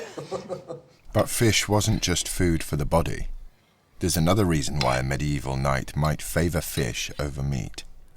So 30% fish sounds like an awful lot to me. Is that a kind of common component of a medieval diet? Interestingly, it often links to their conception of religious virtue. Fish is most like the food that men will eat in paradise. Oh. And the reason is that it is a way of avoiding carnality and meat and the corruption that comes from it. It leads people into lust and to gluttony and into sin. And there's one final clue. Preserved fish like this was a very good way of provisioning armies. Yeah. And when we see the calculations that the English Exchequer made for provisioning its armies going to Scotland, we can see that fish forms, I guess, probably well over a third of the diet that's there. As much as that? Yes. So a high fish diet tells us that our man was eating the standard food of the army, and it was also the diet expected of a pious Christian knight. This fits perfectly into the growing profile of our Stirling warrior.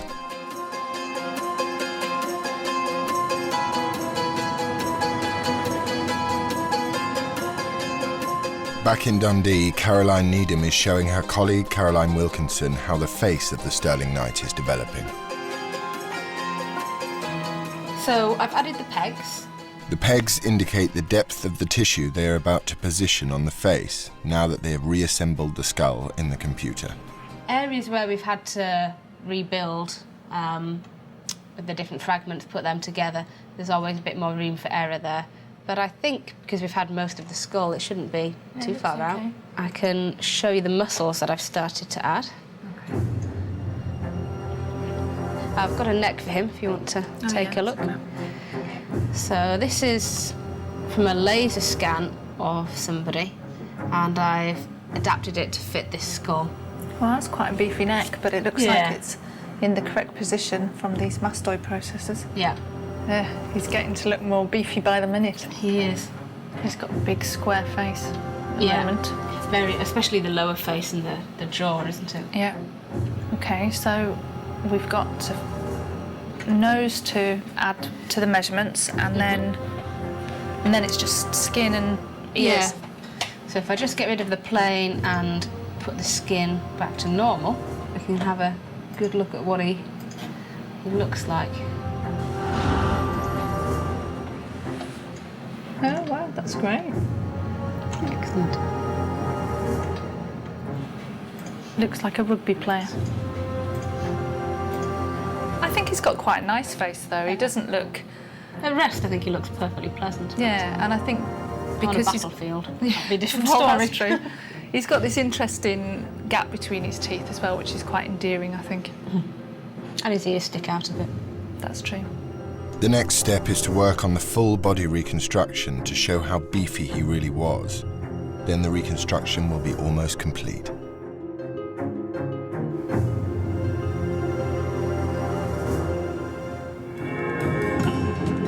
But there is one more critical line of inquiry. What caused our knight's death?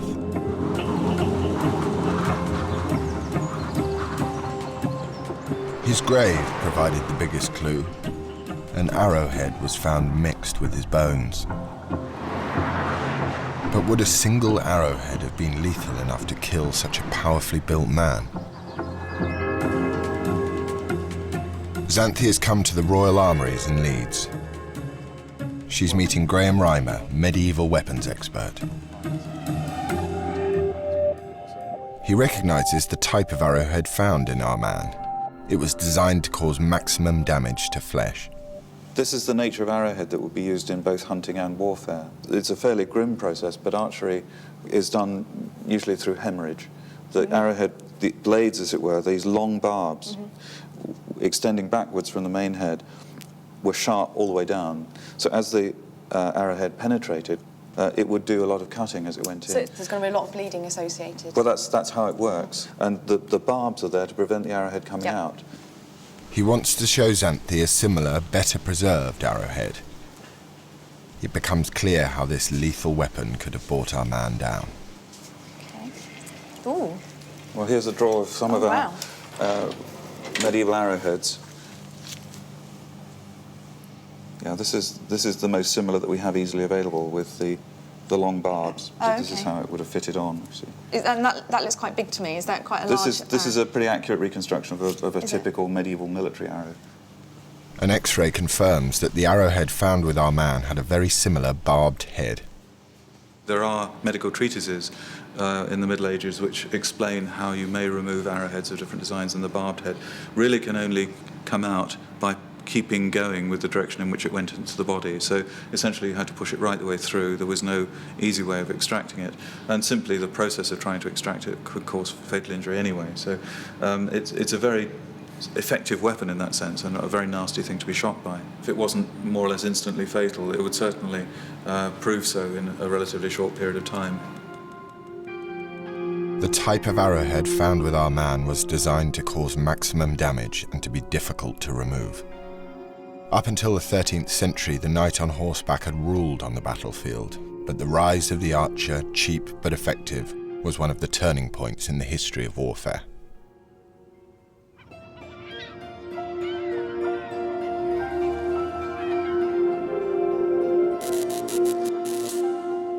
Back in Dundee, Wolfram has some more surprises.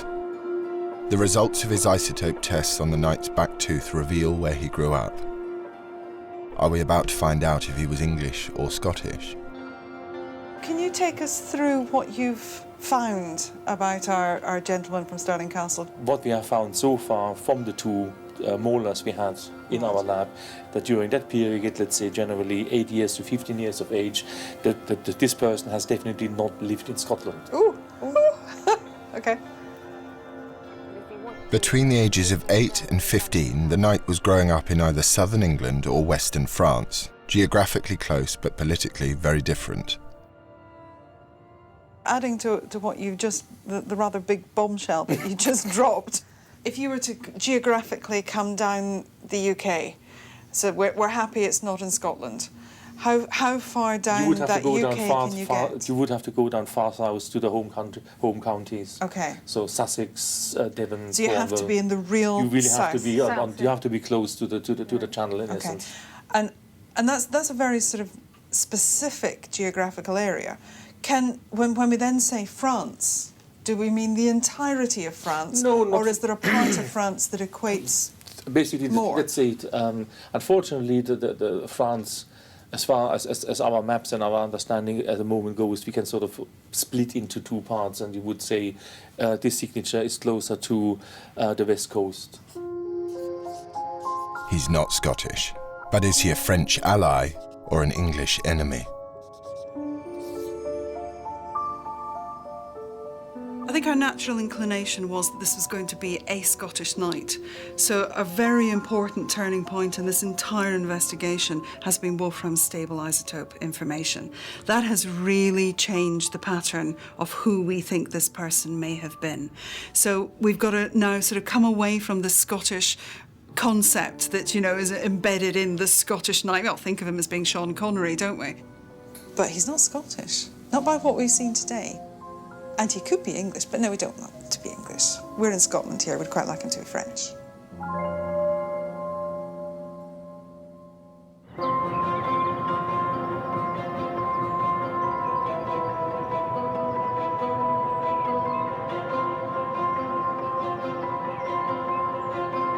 Xanthi has come to Edinburgh Castle to meet Dr. Katie Stevenson, a medieval historian. She might be able to shed some light on whether our knight was part of the French troops sent to support the Scottish against the English.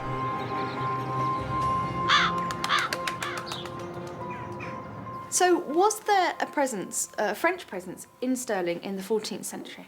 In Scotland, most definitely. There's obviously quite a lot of diplomacy surrounding the Old Alliance, which is taking place. The Old Alliance, very simply, is an ongoing and renewable treaty between the Scots and the French that and it's basically to do with England. If England invades Scotland, the French will come to the Scots' aid. If England invades France, the Scots will go to the French aid. So it's about providing military support to each other on the borders of Against England. the English? Yeah. Nice. There is also evidence that there were French forces in Scotland in the 14th century. In 1385, a large French force arrived at the port of Leith outside Edinburgh to support the Scots. The army mustered here at the castle. Could our man have been part of this expedition? Here we have an example of muster rolls for the 1385 campaign, where we get a sense of the type of men who were coming. So there's lists here of squires, and there's some 3,000 names here of the men who came over. Not only is every soldier listed, but the route they took is well documented. So here they are coming into Leith, which is the port of Leith in Edinburgh, basically. As you can see, they head south into the Anglo-Scottish borders. It's quite far from Stirling. They're not heading north into sort of central Scotland. They're coming into the borders area. It's pretty clear they don't go to Stirling. The old alliance meant a French military presence in Scotland in the 14th century, but there's no evidence for a French fighting man's burial at Stirling. It's a dead end. It leaves one remaining possibility for Xanthe's research. Our knight was English.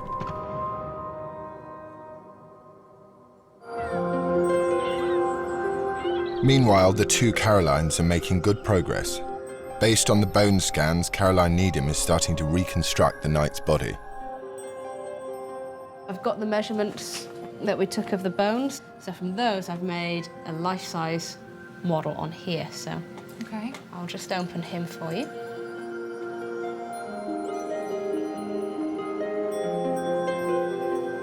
And then if you'd like to see the skin, I'll just turn that on. I'll make it see-through to begin with. So this is doing nothing to suggest that he isn't a rugby player, is it? Not really, no.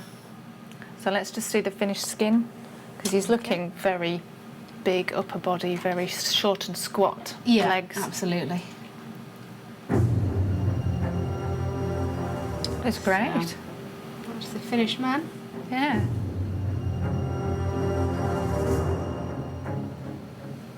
Yeah, he looks great. Looks fantastic. I really like him. Yeah, we've certainly got the body for fighting. Yeah, absolutely. Aw, I like him. Yeah.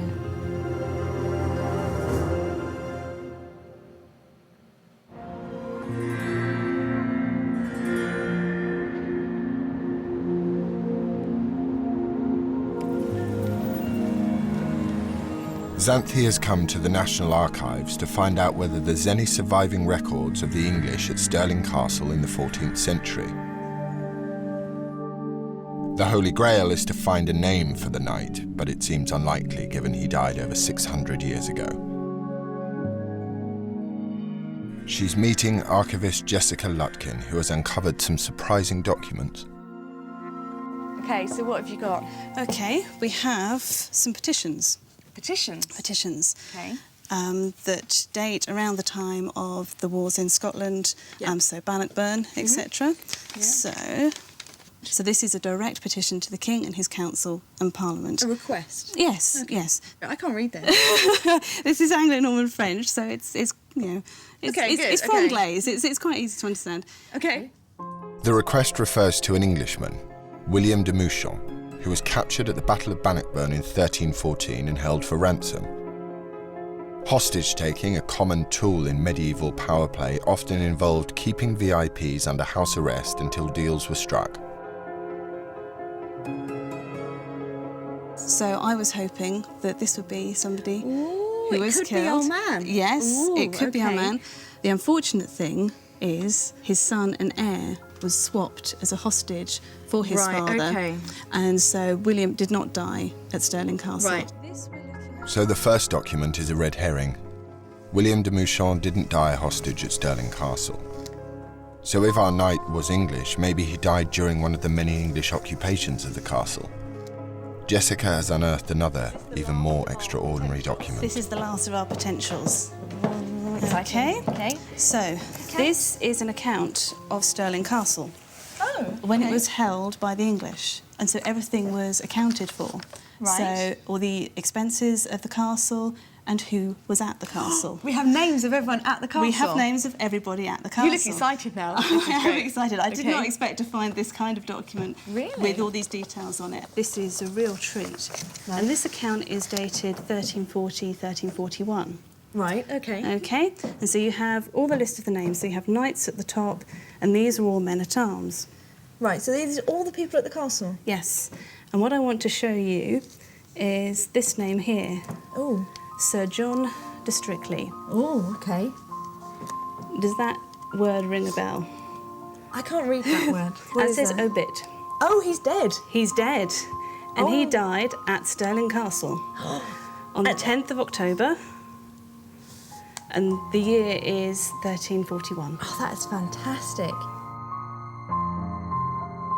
It's an extraordinary discovery, which supports the carbon-14 dating of our man's bones. The following year, 1342, the Scottish reclaimed the castle, so could this English knight who died there be our man?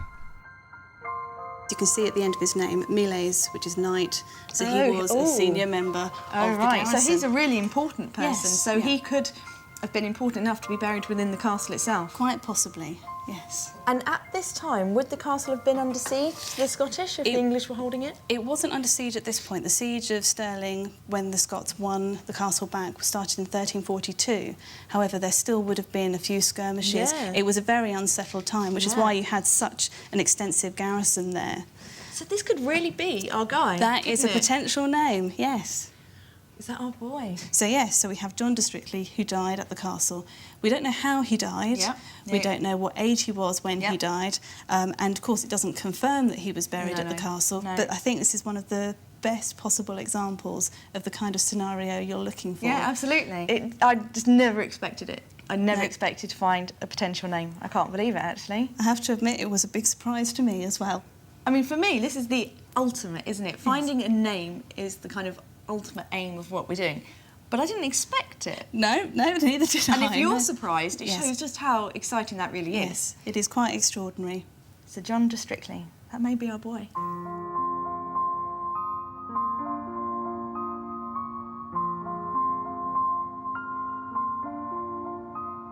Honestly, I think what I just learned is absolutely thrilling. It's so exciting that we've found a potential name and it could genuinely be our knight. And I just never expected that in a million years, that we'd actually get a name from, you know, the 1300s. It's just amazing. Fantastic. I think the team are going to be thrilled when I tell them. Jessica's further research on the de Strictly family seems to suggest that the family line has died out. Sadly, the woman who was buried with Sir John will probably never be known. In the 14th century, women weren't usually deemed important enough to be documented.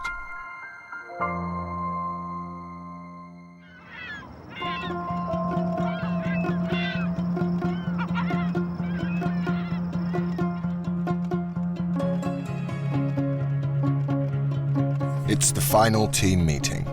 Using forensic investigation and historical research, the team has established that our Stirling man was a powerful, battle-scarred knight. And despite the fact that he was buried in a Scottish castle, he was probably English and may have died from an arrow wound whilst fighting the Scots. Now, over 650 years after his death, the team is about to give him back his face and a possible name. So I have to bring over this list. Oh yes, I've got some rather interesting news. I have. Good, let's hear it. Good. Right, okay. We don't have any evidence to say there were any French burials at Stirling. So, we have to return to the question of whether he was in fact English. Now, there's one particular scenario and one particular individual in that scenario which fits everything. So, during the 1330s to 1340s, it's documented the English actually held Stirling Castle for 10 years. But we have actually got a list of all of the people who were there as fighting men.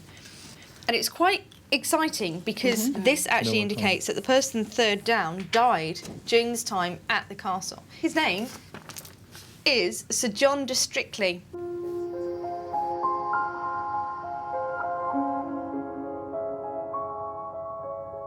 It's really quite an incredible result. It's big. Because all we had was It's a great all result. we had was a bit of a scar, and we had a bit of well-developed, a bit of beefcake, quite frankly, was what we had. So now we know circumstances and, you know, why he's there. Everything fits. And it's the capability of having those historical documents that suddenly give you a window that the science doesn't give you, which is getting to the name. And I think the history's really shored this But up. virtually without the science, you wouldn't even have a starting point there to look. Yes, it's the alliance. Yeah. It's the alliance between the two. And that's fantastic to have from so far back in time a document that gives you a name. Yeah. That's great. So, do we want to see what he looks like? Yes, we do. Obviously, we don't know details of skin colour and eye colour and hair colour. We've estimated as a best guess based on the period of time and where we think he came from. Go on, let's have a look. Here we go.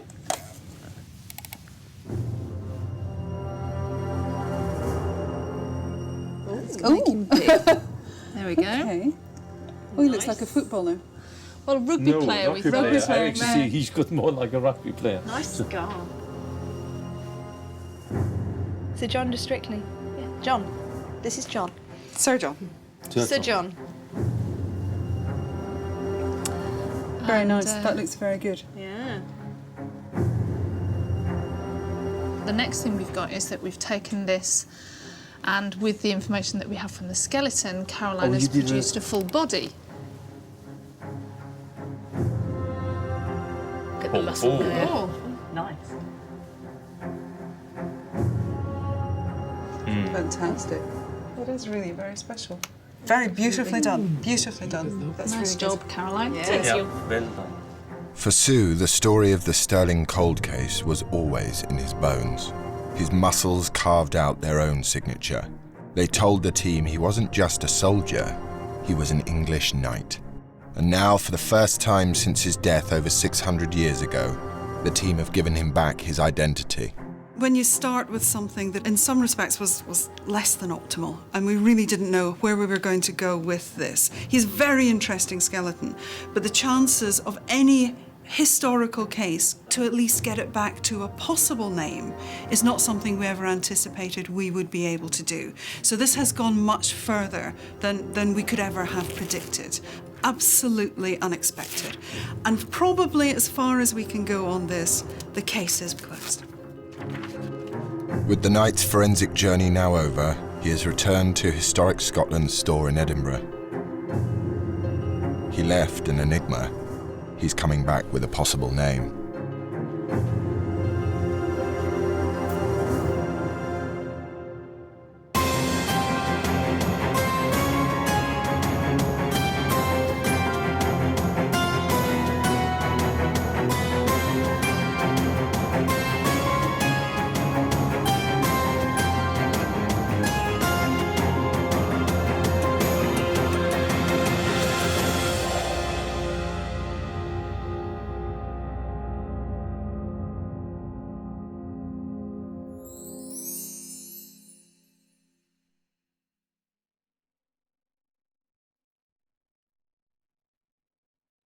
Britain's finest unit for forensic investigation has a brand new mission. Now, for the first time, they'll turn their skills to investigate bodies from the long, distant past. They'll open new windows on history as they strive to put a face on some extraordinary human remains.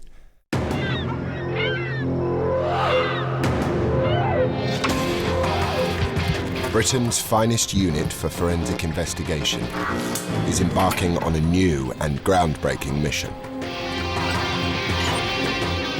They're experts in human identification, using the full arsenal of modern technology. But now, for the first time, they're applying these skills to bodies from the long, distant past. It's very exciting for us to be able to take the skills that we use on a daily basis and apply them to look at historical skeletons to see just how far we can go. Forensic anthropology, facial reconstruction, and painstaking research will open new windows on history as dramatic personal stories emerge from long forgotten bones. Historical research is allowing me to investigate people's experiences at different times throughout history. He certainly had a nasty crack to the top of his head. That must have been so painful. So we've got the face, the facial reconstruction, and we've added some textures. Fantastic. That is just superb. This time, the cold case team is heading back into a dark corner of the 19th century. when corpses were turned into trophies and children were sold by the inch. This is just really horrible. Yes. Their subject, the strange mummified skeleton of a child. Its brain has been removed, its blood vessels filled with wax. A child who deserved a better fate. Can they give him back a home, a face, a name? This is History Cold Case.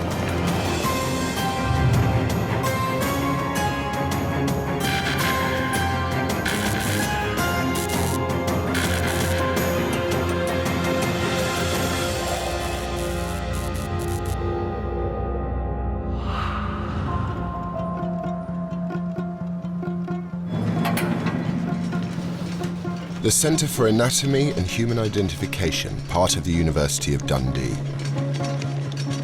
The forensic unit is about to take on a challenging new case surrounding an extraordinary set of human remains, the mummified skeleton of a child.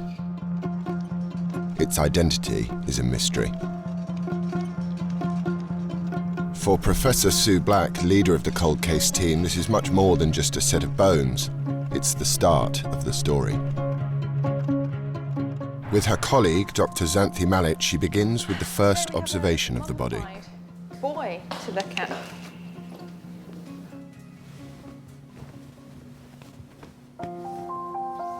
Isn't he lovely? He's beautiful. The skeleton was donated by a colleague. Sue thinks it's over 100 years old and is some sort of anatomical specimen, dissected for the purposes of display. A very good friend said, I brought you a present. And I thought, well, chocolates would have been nice. Whiskey would have been champagne nicer. would have been Yeah. fine, but, this is what we get as a present. Probably a little boy, somewhere around about 8. And I have to say, I've never seen anything like it before. I really haven't.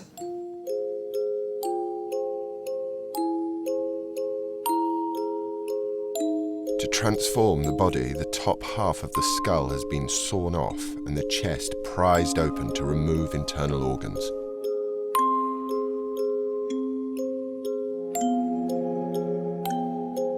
But some of the blood vessels are still preserved, carefully filled with a waxy resin.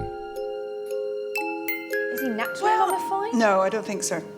Because if you can see, see these red bits that are sort of poking out here, these are resin. And this is a process that's called perfusion, where you place a substance into a vessel to make it stand out so that you can see it. Until well into the 19th century, anatomists and surgeons commonly dissected and preserved human bodies as part of their training. A specimen like this one could have been used as a teaching aid. But look at the cross. Look at the flow and the line of that. They're very artistic. And when you hold them, lift them up, it's really quite... It's pretty solid, isn't he? Well, it is, but it's really rather impressive that that's how he would be hanging, looking like that. Sue never forgets that her subjects were once living people. There is a sadness in the case. There is no doubting there is a sadness. This was somebody's son. This little boy did have a mum. Whether he had a dad at home or not, we don't know, but he certainly would have had some family. But did anybody care enough when this happened to him? Well, we don't know. I need to know who he is. I need to find that out. He needs that respect.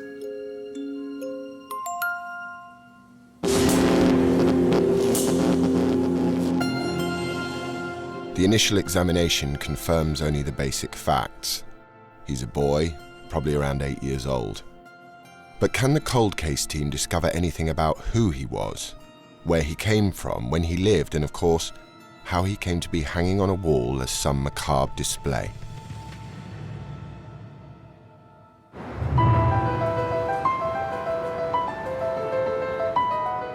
Sue calls the first briefing. This is what's been rather affectionately become known as the problem child of our department. So it's a little boy between 6 and 8. Dr. Wolfram Meyer-Augenstein will hunt for chemical signatures in the boy's bones which could reveal information about where he lived and what kind of life he had. Dr. Caroline Wilkinson will perform the important task of giving the boy back his face. Is there enough face there for you to do something with? Yeah. Yeah? What about the fact that there's still some soft tissue on a nose and his ears are still there? Yeah. Who are they? You can see one of the, They're really, you can see one of the blood vessels. Sue thinks the red wax found in the boy's blood vessels could provide crucial physical clues in the case. This resin, this wax, when you mould it, so if you take a little bit out, you put it in your fingers and you smell it. My father was a cabinet maker, so constant smell of linseed oil and waxes and those sorts of things. That's it smells like the inside of my father's furniture van. So it must be oils or wax of some kind. Xanthi's task is to get out on the road, to gather evidence from historical records and experts in other fields, starting with the history of anatomy. But where do you get a 7-year-old, 8-year-old boy from? At what point in history have we got access to children that we could do that to? And my mind's automatically taken back to when the anatomists had access to bodies that were coming to the anatomy departments from the poorhouses.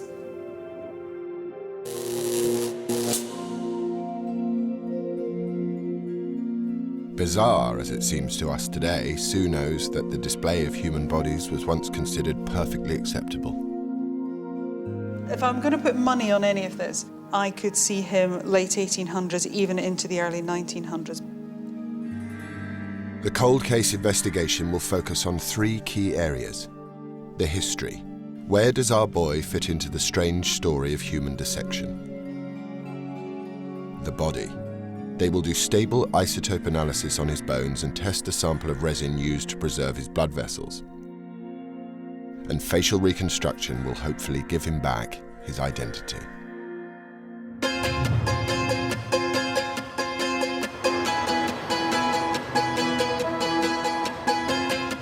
Xanthi's first stop will be a museum collection she's heard may have some specimens that could shed light on the boy's story.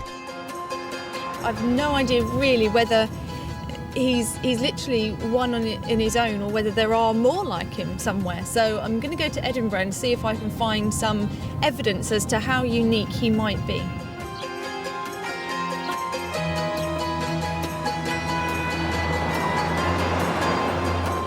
Edinburgh's Surgeons' Hall Museum has housed artefacts belonging to the Royal College of Surgeons in Scotland since 1804. Here, Xanthi's meeting curator Andrew Connell, who wants to show her a bizarre collection donated by the pioneering Scottish anatomist John Barclay. Oh, look at that. Oh, wow. Now that is a young child. Now these are from the Barclay collection, okay? John Barclay donated his collection to the college. Beautifully done. Look at that, Yeah. all the tiny vessels. Yeah. Is it possible to pick him up? Is he very delicate? If you like to put on a pair of gloves and almost baby-like if you just support him under his spine at the back. Yeah. On his death in 1826, Barclay left more than 2,500 specimens, some of them children, just like our cold case.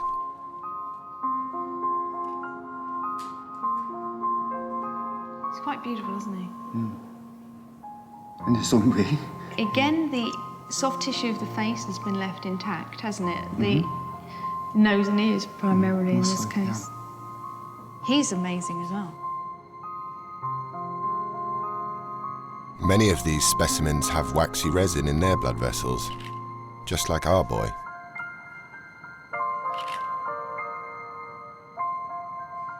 There's one exhibit in particular that catches Xanthi's attention. Oh, wow. He's really, really interesting and very similar to our boy, except he's got less soft tissue on his face, but visually he's very similar. Do you want me to show you our mummified boy? So if you wanted to display a particular posture. There we are, that's our young man. Let's have a look at the window here. Right. Well, certainly I can see similarities between them. I think in terms of when he would have been dissected and naturally mummified, that might be quite a similar match. 1702. Wow.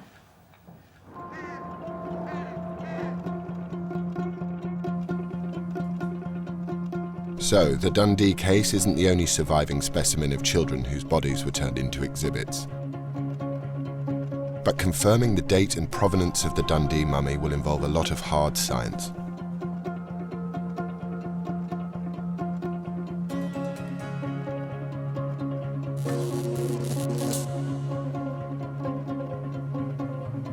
For Sue, the next step is to take detailed measurements of the child's bones.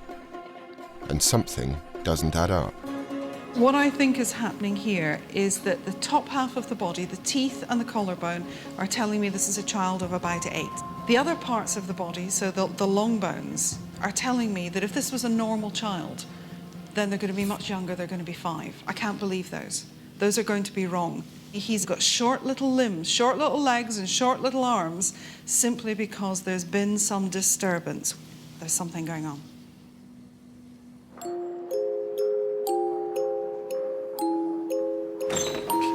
The boy is several centimetres shorter than he should be for his age. To see if she can discover why, Xanthi arranges for him to be scanned at a hospital just up the road. Jolly good. The remains of a mummified child aren't what they're used to.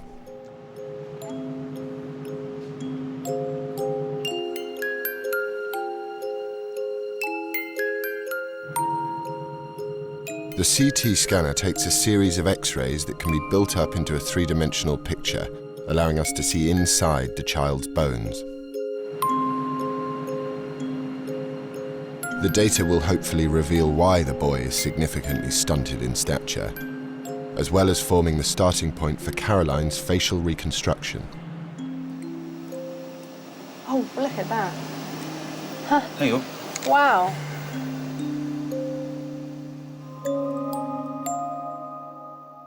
With the scan complete, the images of the boy's leg bones provide Sue with a big clue about events in his early life. I've got on here now the foot and the lower end of the tibia and the fibula, which is just down at the ankle joint. And that very dense white line is where the bone is growing. But if you look above it, you can see just a ghostly white line that runs across above that. And there's another one above it, and another one above it, and again and again. These are the Harris lines. And what they tell us is that when that bone was growing, for whatever reason, it went into a stutter. And so that rather than laying down bone and getting bigger, it's gone into a stutter and it leaves behind a line of dense white bone.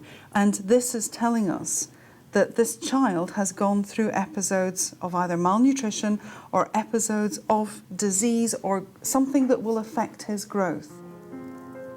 And it would be very easy to fit that picture into the workhouses of the 1800s, very, very easily. It's really rather sad, isn't it?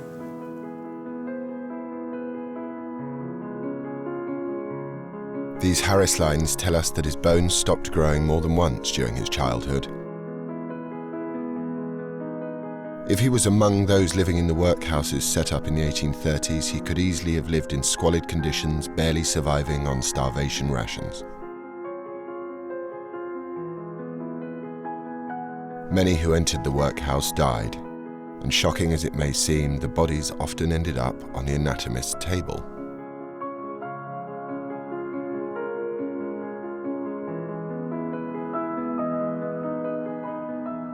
It would be a pitiful end for a small boy. But despite the emotional tug of the case, Sue has to keep her professional distance. My job as a forensic scientist is to be able to provide objective evidence. If I become involved personally in the case, I start to have my own opinions that somebody should be found guilty, that somebody needs to pay for this, then I am no longer an objective scientist and I should be removed from that arena.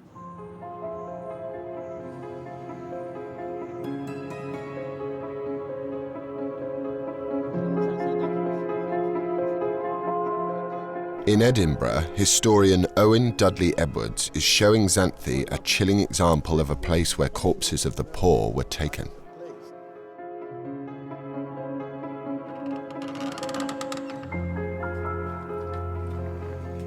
Now, we have to be very careful here. Very slowly. This is very dark down here. Isn't it? Isn't it nice? Nice. He's taking Xanthi into what was once a secret tunnel underneath the University of Edinburgh where dead bodies were brought in under the cover of night. Early 19th centuries. So this is where they would have been snuck in, basically. Yes, well, the fact was that there was great hostility among the ordinary people of the city because they believed the doctors were killing the poor to cure the diseases of the rich. So this tunnel existed, and the bodies would be taken in secretly by night on the ground that, as it were, what the crowd didn't know wouldn't trouble them.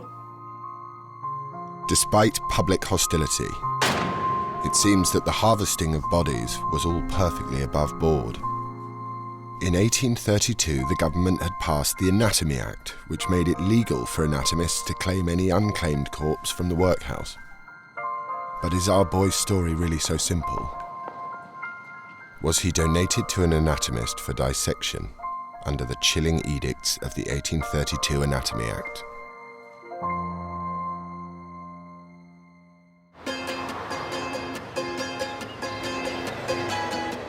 Xanthi is following a new lead to London. The historical picture that's beginning to emerge for the boy is pulling her deeper into his story.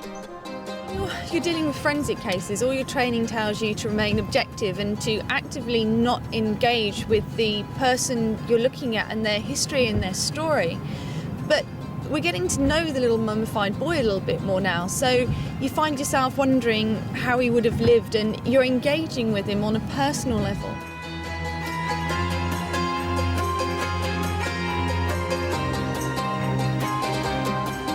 Xanthi is heading to the Hunterian Museum in London, home to Britain's largest collection of human and animal specimens. Simon Chaplin is showing her an extraordinary set of exhibits. We're surrounded, there's 3,500 specimens here. These are all the work of John Hunter. And John Hunter was an anatomist, obviously did a lot of dissection. He was an anatomist, he was a surgeon, he was a teacher of surgery and anatomy, but he also had a much wider interest in natural history. John Hunter was an 18th century celebrity who entertained the London elite in his salon in Leicester Square. He was so influential, the Bishop of Durham donated his own rectum to the collection.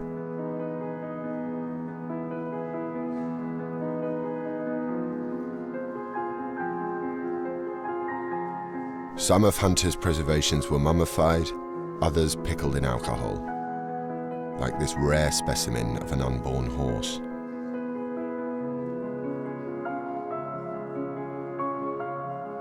But Simon Chaplin let slip something that could really shake up the investigation. This is our little boy. There you go. The pose in this one is unusual. The raised hand is something that occurs quite often, and it harks back to earlier anatomical textbooks. Oh, that's interesting. We haven't found anything about the position of the hand yet, and that's one of the things we thought was probably really key about this individual. So that's really probably an earlier specimen. Well, it reminds me of 17th and early 18th century anatomical textbooks where anatomical figures were often shown with one hand raised in a kind of classical pose. Could this be evidence that our boy in fact lived before sourcing bodies for dissection was made legal by the Anatomy Act of 1832? More clues lie in a book by John Hunter's brother, William, from 1784, which points to how widespread the appetite was for human specimens. And he says here, I must likewise earnestly recommend it to every student to make and collect as many anatomical preparations as he can. And he goes on to say what preparations, what specimens a student to have, and he says they should have a preparation of all the blood vessels in their natural situation and 2 preparations of the trunk of a child. In other words, exactly the kind of preparation that we've been looking at. Absolutely, yeah. What Simon reveals is just how sought after these specimens were before the Anatomy Act made the supply of corpses legal, and they could fetch huge sums. I wanted to show you some of an amazing collection of auction catalogues from the late 18th, early 19th century. Okay. And what we have here is the catalogue of anatomical preparations, the property of a surgeon who has declined lecturing in about 1769. And if we look down here, we can see a whole subject in a wainscot case glazed with the arteries completely injected and dissected, and then lot 67, a child with the arteries injected, which sold, according to the annotation here, for £6. If he'd been sold today, our boy could have fetched £8,500.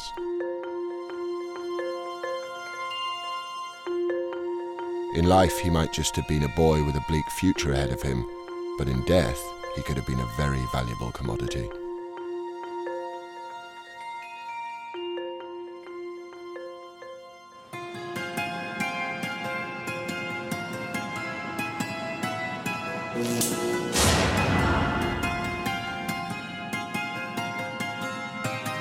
Back in Dundee, Caroline begins the painstaking job of reconstructing the child's face.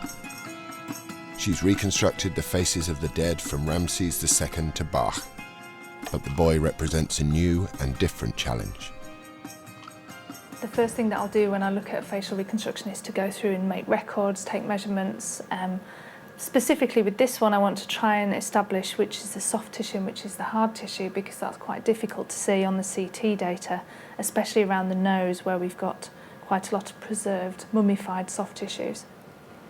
I think it can be important to try and see this as a living person, because obviously there's been quite a lot of dissection that's been taken place, and there's been quite a lot of conservation of the tissues.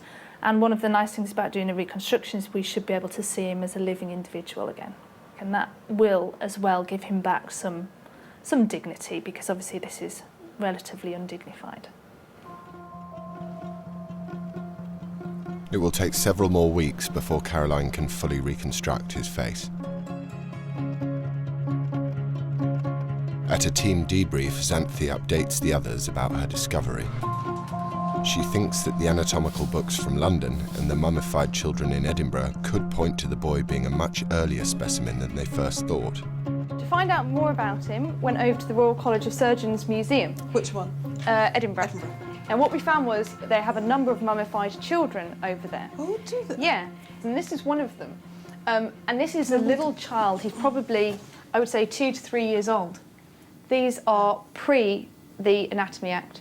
Good heavens. Everything will depend on forensic tests to pin down an accurate date for our boy. The results of radiocarbon dating a sample of the boy's leg bone proved inconclusive. But could they gain any information from analysing a sample of the waxy resin found in his blood vessels? So are we saying there's a possibility of getting almost like a signature out of the resin? Possibly. That could match you to the person who did it? Mm-hmm. That's interesting. Which is going to be the next stage. It's a long shot. A small sample of resin will be subjected to mass spectrometry to decipher its chemical makeup.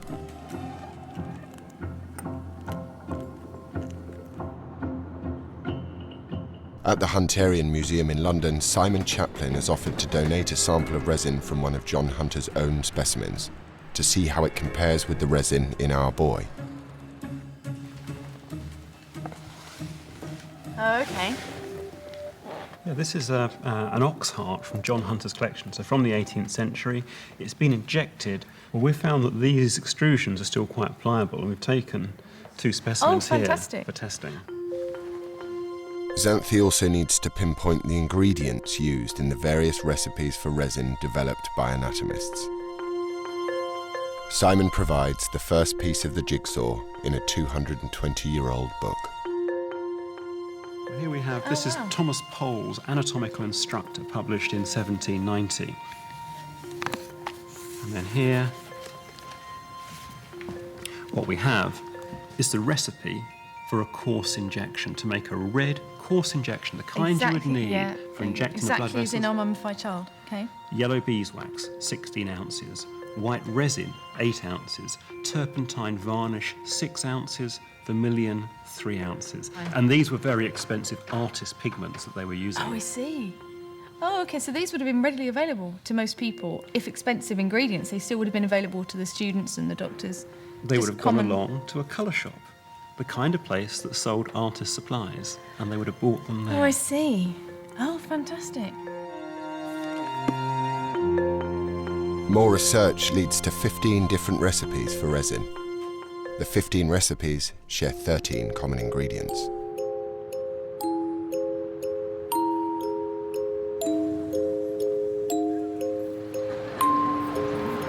And she's found an artist supply shop which still stocks the ingredients used by anatomists 2 centuries ago.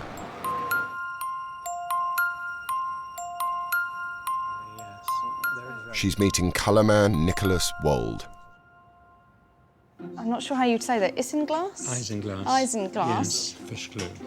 Fish glue. Fish glue. Okay. It comes from the bladder of sturgeon. Okay. Also, yellow beeswax. Oh, wow. Smell it, Actual make little sure it's pellets. beeswax. Oh, it's definitely beeswax, isn't it? So that's our It's a vermilion. wonderful colour. It's a poisonous pigment, What does carmine look like? Wow. which again is an absolutely stunning That's colour. really vibrant, isn't it? Paraffin wax, Japan wax, all of these things. Would definitely have Tallow. been available. Gamboy? Is it gamboy? Gamboge. Gambos. Oh, wow. Look at that. Oh. Gamdamar, which is used for making varnish. Okay. That one. Thank you very much. Thank you very much. Armed with all the ingredients, Xanthi can now organise the chemical analysis of our boy's resin. The results might just be able to pinpoint when and where he was originally preserved.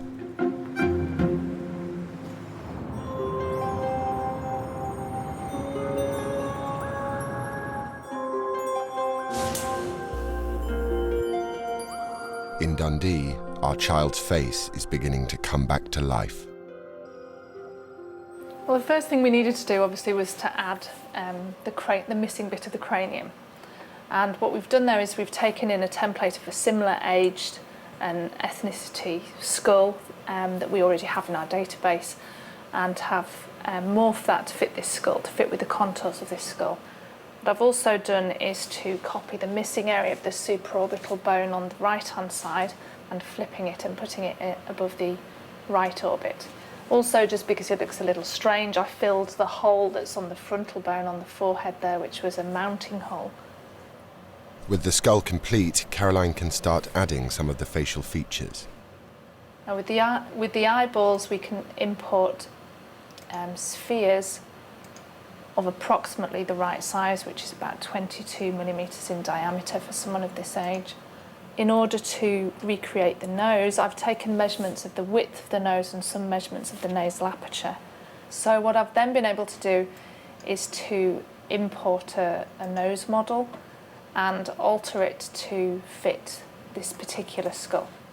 And we can also see in profile that we use those two tangents to tell us the most projecting point on the nose. We can see by the angle of them that this individual would have a concave nasal root, which means a curve, an upward curve to the nose, which is also very common in individuals of this age. Most children have little upturned noses. I think you can start to see what he's going to look like. So as soon as we start to see some of his facial features, then we can look at him as a boy rather than a specimen. Caroline now needs the results of Wolfram's stable isotope tests, which could confirm the theory that the child was malnourished. It doesn't give us any information about facial features. It won't make any difference to the shape of the face, but what it will do is enable us to choose which tissue depth data to use, whether to use emaciated, normal or overweight. And I'm waiting to find out that. The analysis involves sampling a small section of the boy's leg bone. Wolfram is particularly interested in the relative values of isotopes of nitrogen and carbon found in the collagen part of the bone. Called stable isotope testing, this process can reveal crucial information about a person's background. Largely it can say, where does someone come from? It can then tell us perhaps something about their diet, what sort of diet they had. Were they herbivores? Were they carnivores? Was it a mixture of that? And when you know the diet, then that gives you some indication of a social status as well. So really those are the three things. The geography, where the person comes from, a bit about the diet, and then we can infer from that maybe a bit of the social status. While Wolfram hunts for answers about the boy's diet, Xanthi continues her mission. Now armed with a third sample of resin from the Edinburgh mummies prepared by John Barclay, she's come to Northumbria University where all three samples of resin will be tested. Hello. Right. Pleased to meet you at last. I was hoping you can tell me a little bit about the waxy resin that we took out from the mummified child through his arterial system. The 13 ingredients she picked up in the artist's supply shop will provide the baseline samples for the mass spectrometer.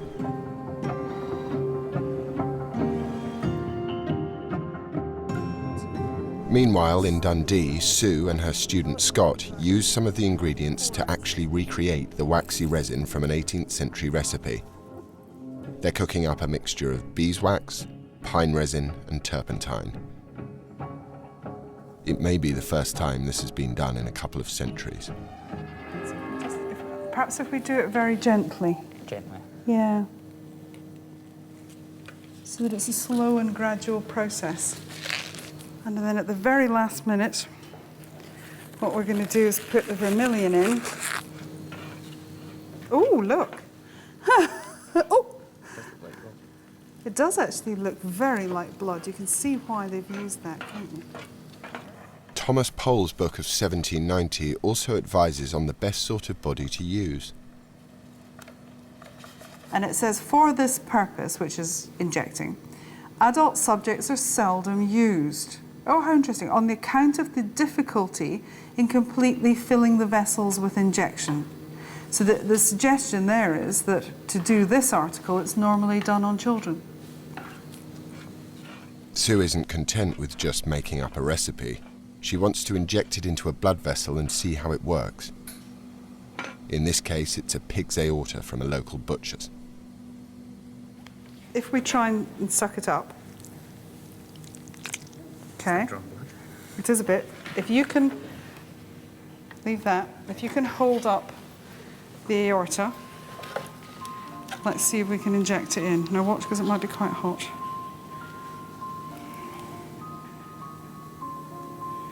Let's just try. Oh, if we can get a flow going.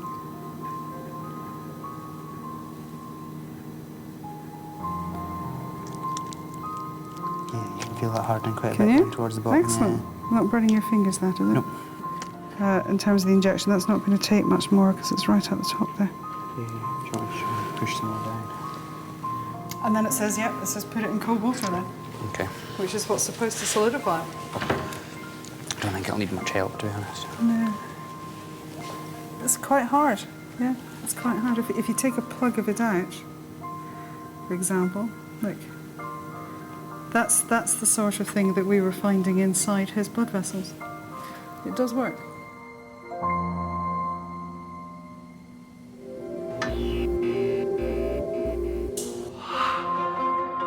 The last of the forensic tests are now in, so Sue assembles the team.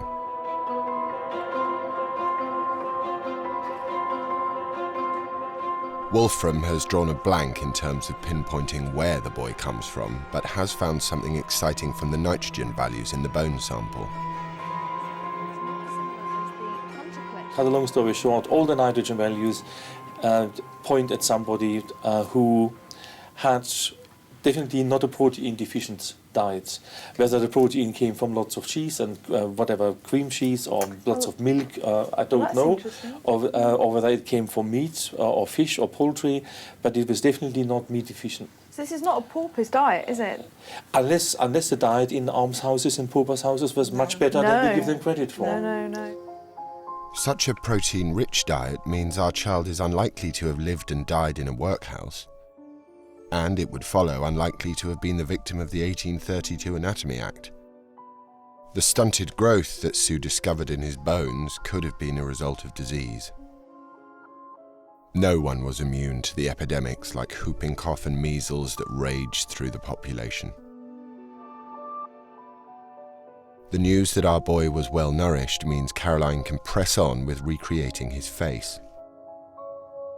From my point of view, in terms of the amount of tissue depth we can use for the facial reconstruction, then the best thing for me to do is to use the average. There's no point in using emaciated. No.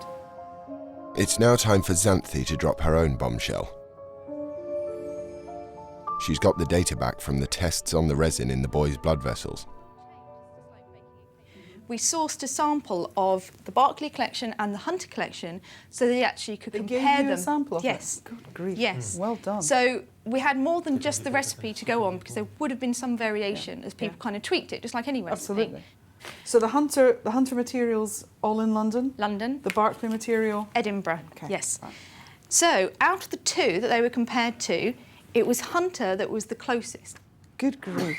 But it was close enough that it could have been a slight variation on Hunter's own recipe.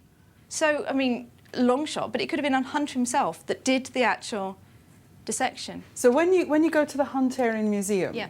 Is there something else that matches this? Comparable, no. So that what you could be looking at, for argument's sake, if we were absolutely going to take this to the limit, is the first and only example belonging to the Hunterian collection. Yeah. Of this Surviving. kind of a presentation. Yeah, possibly. Outrageous. Yes. That makes it very, very important. Yeah. So our boy could be one of the first examples of this kind of specimen. And the result that his resin is similar to one of John Hunter's recipes would place our boy in a time well before the 1832 Anatomy Act made obtaining bodies legal.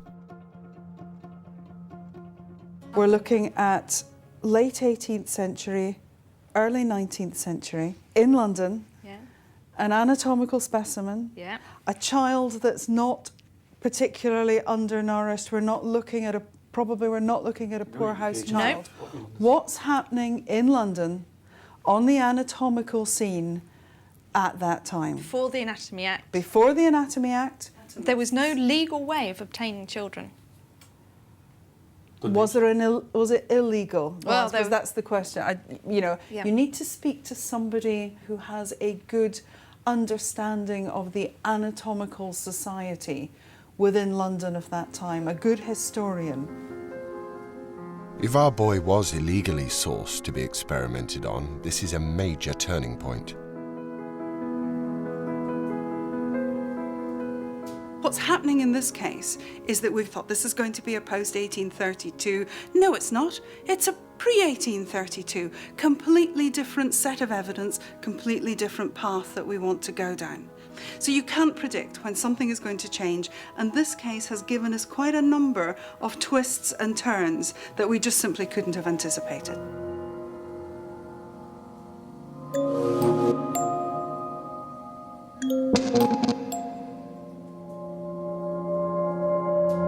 Does a boy, well-nourished and from London, point to an even darker side of the history of anatomy?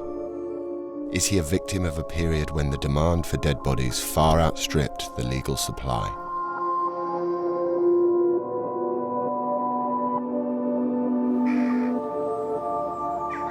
When the grave robber was society's bogeyman.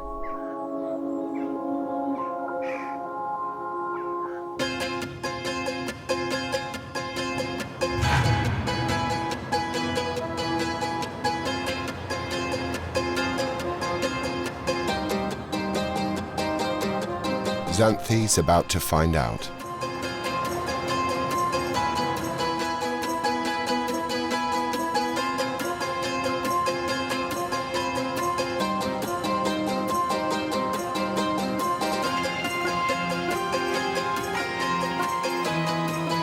She's back in London at the Royal College of Surgeons, where she's discovered that they have first-hand evidence that bodies like our boys were stolen. She's meeting archivist Louise King.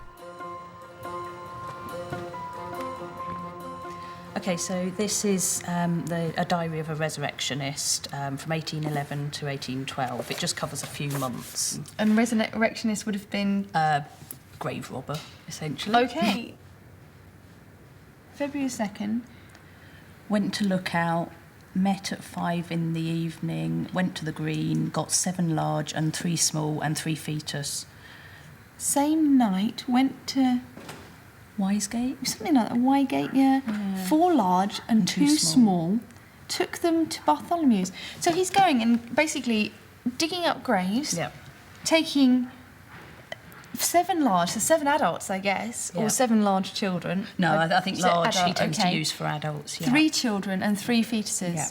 So he's looking probably for newly buried, newly covered graves. I mean, as I understand it, they had lookouts who would let them know that there'd been burials. A new burial, yeah. And what was potentially being buried. Yeah. So it's almost like a shopping list. Yeah.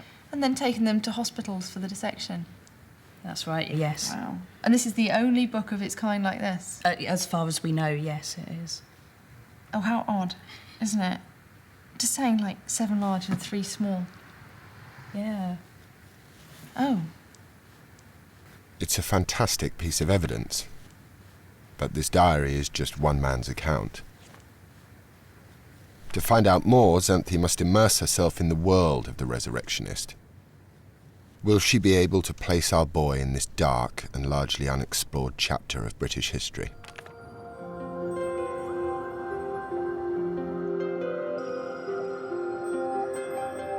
In Dundee, armed with the information that the boy had a healthy diet, Caroline is beginning the process of adding flesh to the bone. I've placed these pegs on that represent the tissue depths. Now, because we found out that this individual wasn't emaciated, didn't have a starvation diet, we've used contemporary 7-8-year-old measurements from a British population. And that really helps us, after we've done the muscle structure, to put the correct amount of tissue over and above the muscles. So the next thing is to import each of the facial muscles and distort it and deform it to fit this particular skull. Caroline uses haptic or tactile technology that allows her to mimic the experience of building a face from clay. A mechanical arm gives her the sensation of feeling the surface of the head she's reconstructing.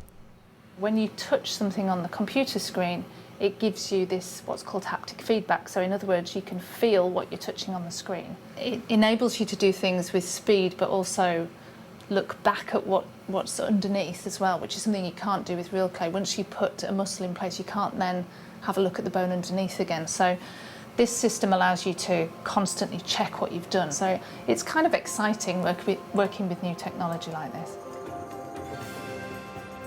Having placed all the muscles, she can now add the tissue. Everything she's done so far is based on the scientific information the team has gathered. I'd say that the areas where there's most artistic interpretation will be the final additions related to age and texture and colour and hair and all those details that we don't know from the skull. The facial reconstruction is almost complete. Caroline is on the verge of showing us the face of our boy.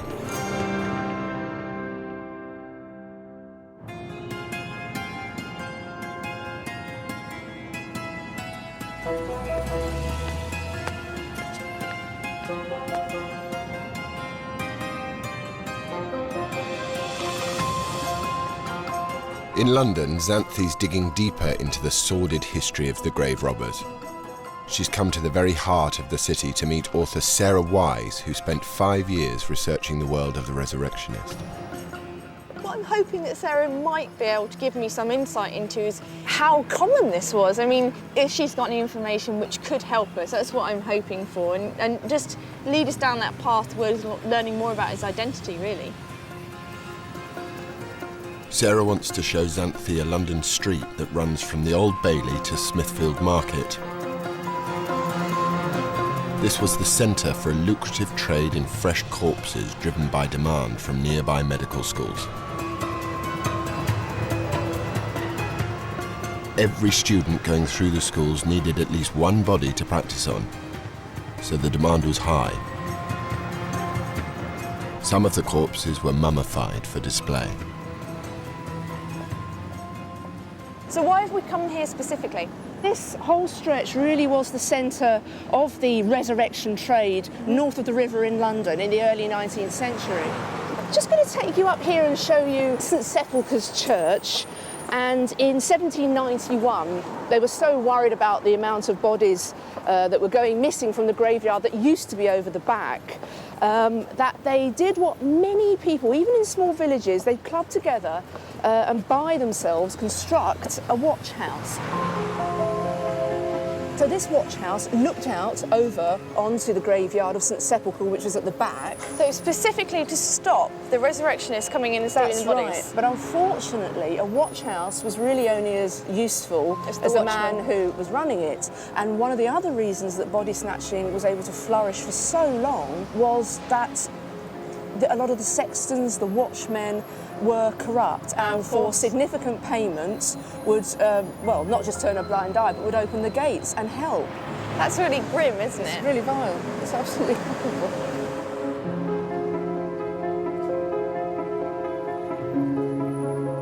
Across the road is the reason why this graveyard was particularly at risk.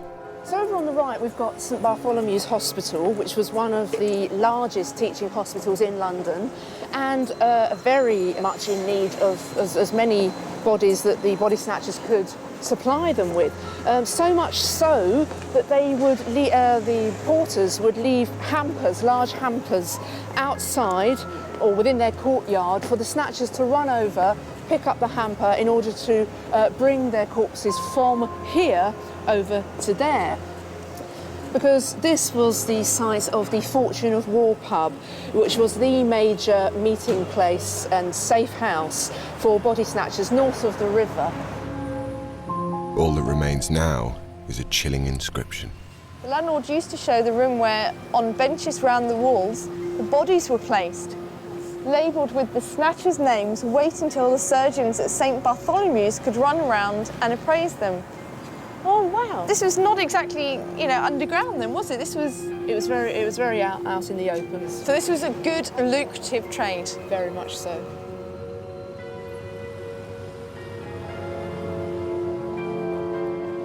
But was our boy simply stolen from a graveyard?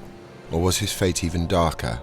In a former resurrectionist pub next to Smithfield Market, Sarah reveals just how far some body snatchers were willing to go. I'd like to show you a document. It's a confession taken the day before his execution from a very prolific body snatcher called John Bishop. The document explains how Bishop and his accomplice lured a 14-year-old boy from a Smithfield pub back to his house.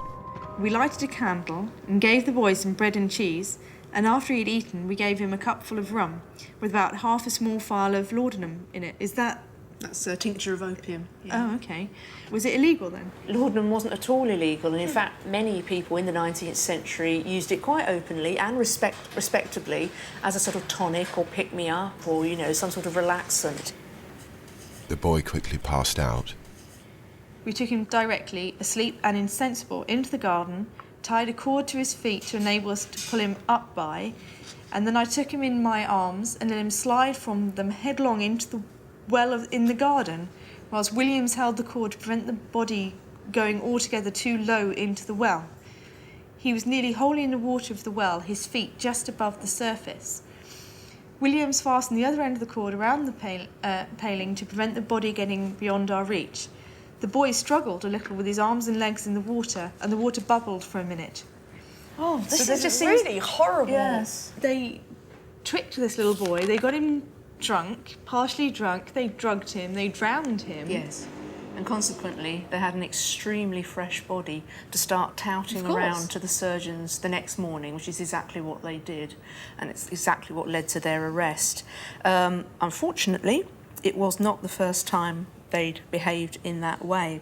James May, who was his co-defendant at the Old Bailey, he shouted across to Bishop, "You're a bloody murdering bastard and you should have been topped," i.e. hanged, years ago, which indicates strongly that May believed that Bishop had been murdering for years. And the other strange thing, Xanthi, is that the body was in fact noted, and the word that was used was stout.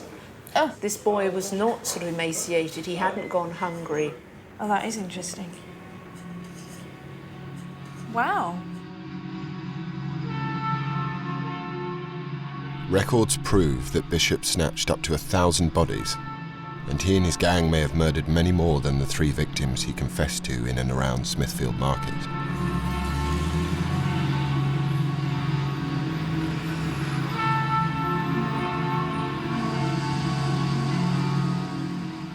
The panic unleashed by the Bishop case of 1831 highlighted the disappearance of thousands of children, many of them as young as our boy.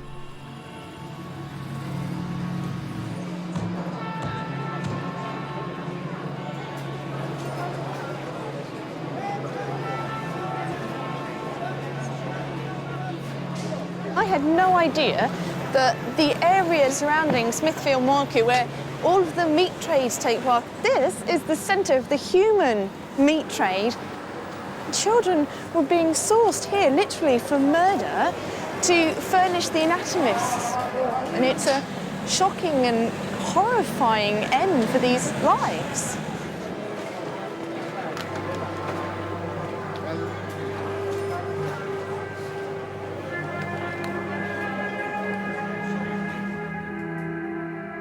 Whatever the fate of our 8-year-old child, once handed over to the anatomists, he quickly became faceless and anonymous.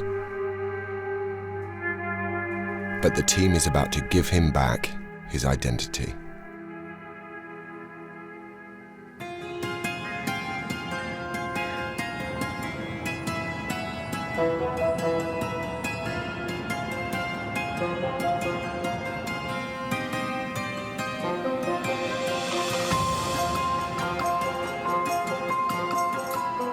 The team's forensic evidence and historical research have revealed that our mummy is an 8-year-old boy who they believe died in London before the Anatomy Act of 1832, which made acquiring dead bodies legal. He was well nourished, but he had lived through periods of ill health. He was either a freshly buried corpse dug up by grave robbers, or he was murdered, like the boy in the Bishop confession.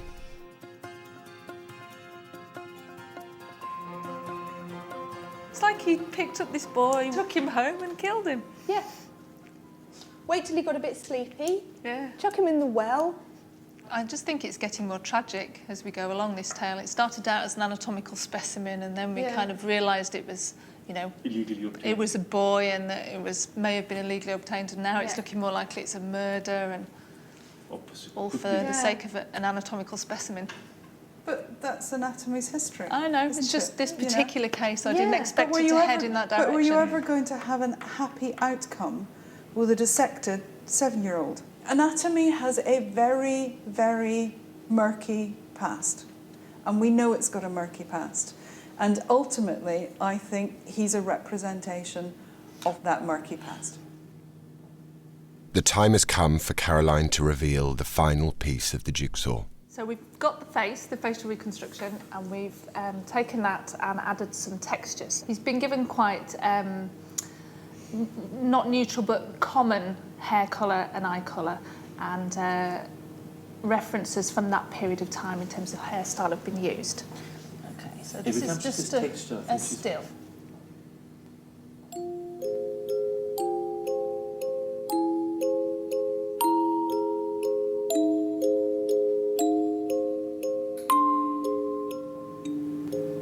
Actually, a nice looking boy.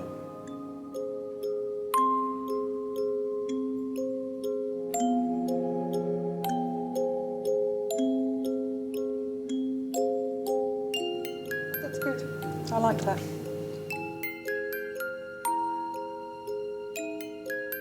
But the reveal and the end of the investigation presents the team with a dilemma. We've got to decide, I suppose, what we do with them now. Yep. And I think there are 3 choices that I can see. It remains in the department. We've never been happy under with that. circumstances which I don't think are appropriate. No. Okay, so that's We ask the Hunterian Museum or whichever whether they would be prepared to house the specimen appropriately, but with a full story as to how this has unfolded, or we decide he goes back into the ground. Maybe we have an opportunity here to educate people about that Do you want him darker to become side. an educational specimen? Oh, now you make me sound really hard. I don't like display cabinets. I never really have, I must admit. So if we have any doubt... We bury him. Then you bury him. Then I think our decision is that he should be buried. Would you have felt the same before you saw his face? Yes. Wouldn't have made any difference. Because I do feel very, very strongly about human remains. And I do feel very strongly about their display. And as an anatomist, I feel a responsibility.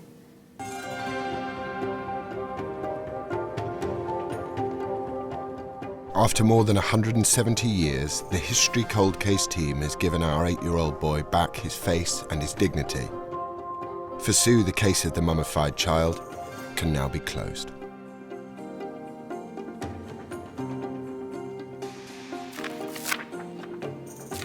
I think the fact that in this case we've gone from something about which we knew absolutely nothing to a point now that we can almost pinpoint him down in time, that we know which anatomy house he's most closely related to, and we can start to place him within the context of that time. That's an incredible achievement in a very short space of time. And I must admit, it's not something that for a moment, if I'd been honest at the outset, I didn't think we were going to get very far. We have gone much, much further than I could ever have anticipated. This is just about as good as it gets.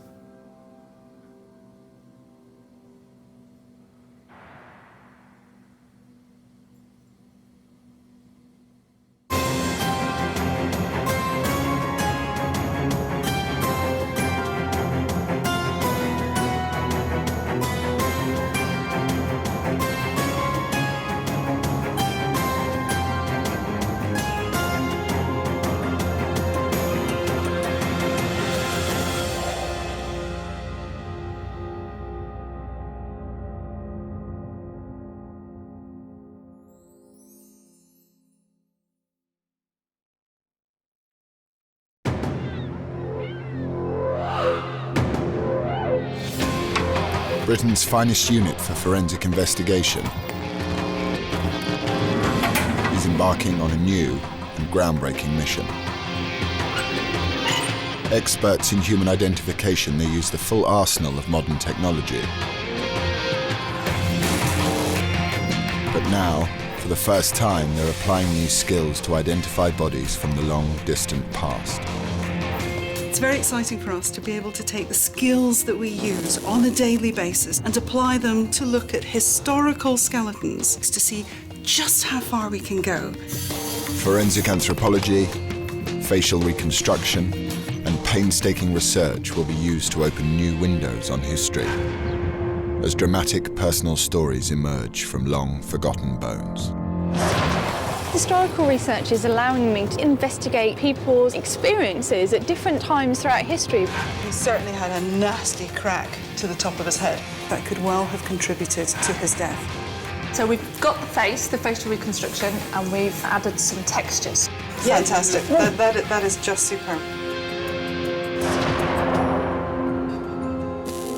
The latest case surrounds the heavily scarred skeleton of a woman that has puzzled historians since it was excavated by the Museum of London in 1992. It's just horrendous. That must have been so painful. The bones reveal shocking new truths about life on the streets of Victorian London. That's just an open wound. That's right. And the case takes a dark and dramatic turn. Men, I'm afraid, will find children sexually attractive. Can they piece together the woman's identity and discover why she was left in an unmarked grave? This one doesn't add up. Oh, this is a mystery, isn't it? The cold case team is heading back to one of the darkest chapters of the 19th century.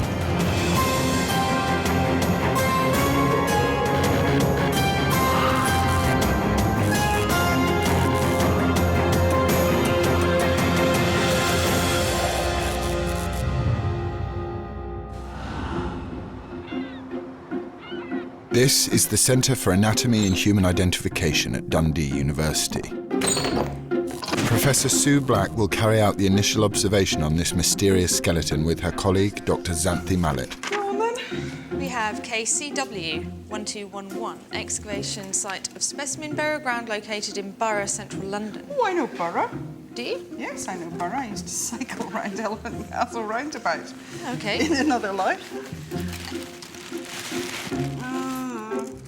At this stage, they have very little information.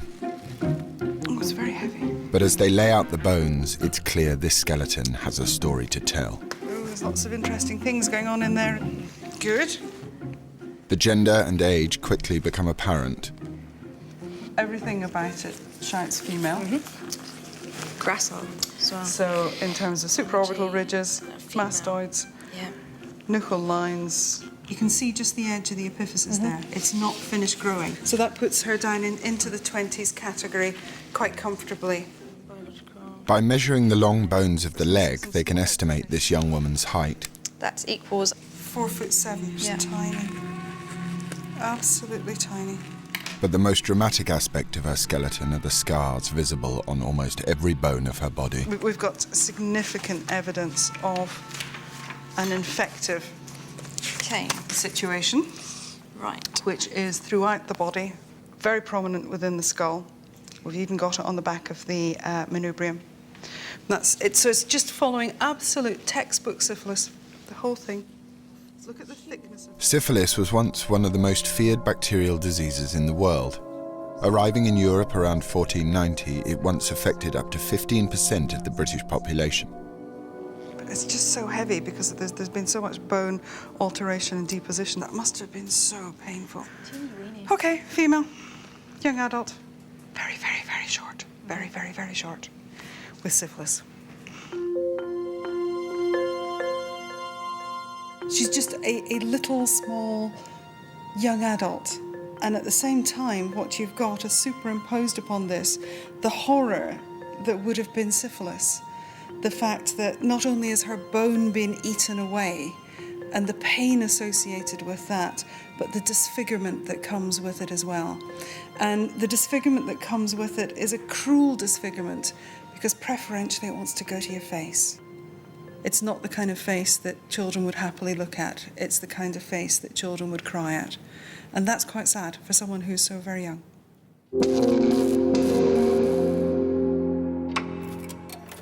So this is the body of a young woman, probably in her 20s. She was around 4'7" tall and was ravaged by syphilis.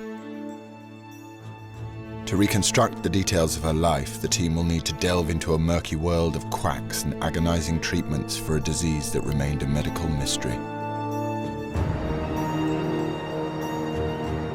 Case reference CW. Sue and Xanthi bring together the rest of the team at the evidence board. Dr. Caroline Wilkinson will carry out the facial reconstruction, while Dr. Wolfram Meyer-Orgenstein will analyse trace minerals in the bones. These will reveal information about her diet, her social status, and where she might have lived and died. There's an area of, quite an extensive area of alteration on the frontal bone. The other area where the changes are most extensive are down at the lower end of the lower limbs. And this is a fairly typical pattern for syphilis, which is quite far advanced. It's not the stage of syphilitic change where the face is eaten away in terms of bone. There may be a little going on the nasal bones. On the nose. What those photographs also show is extensive bowing on the legs as well. I think that's probably as a result of rickets. I think we've got a dietary deficiency in there as well. And then you would say basically somebody from a whatever lower social status. Yeah, I think that's probably true. Presumably the archaeologists will be happy about the dating and the location. You need to go and find out. You need to go and find out any artefacts associated with her, anybody else in that vicinity. Is she on consecrated ground or not? All of those sorts of things. Yep. In terms of hard evidence, all they have is a set of bones, but they're a doorway into the story. And for Sue Black, that's the beauty of the challenge. She was dealt a fairly mean set of cards. It wasn't a good hand she was given. If you just looked at it as being a skeleton, and nothing more than a skeleton, then you're just not seeing below the surface. And everybody, every single person has got a story. And it's our job to try and find the story. And the more we can personalise that person, the more we can feel we get to know them. Xanthi's job is to go in search of historical clues about who the woman was and what kind of life she had. The trail will start in London, at the site where her body was discovered. Facial reconstruction expert Caroline Wilkinson often has to deal with badly damaged skulls when trying to rebuild a person's face. Caroline and I have known each other for a number of years, and I actively sought to take Caroline to Dundee because she has a skill set that I am not aware that anybody else possesses.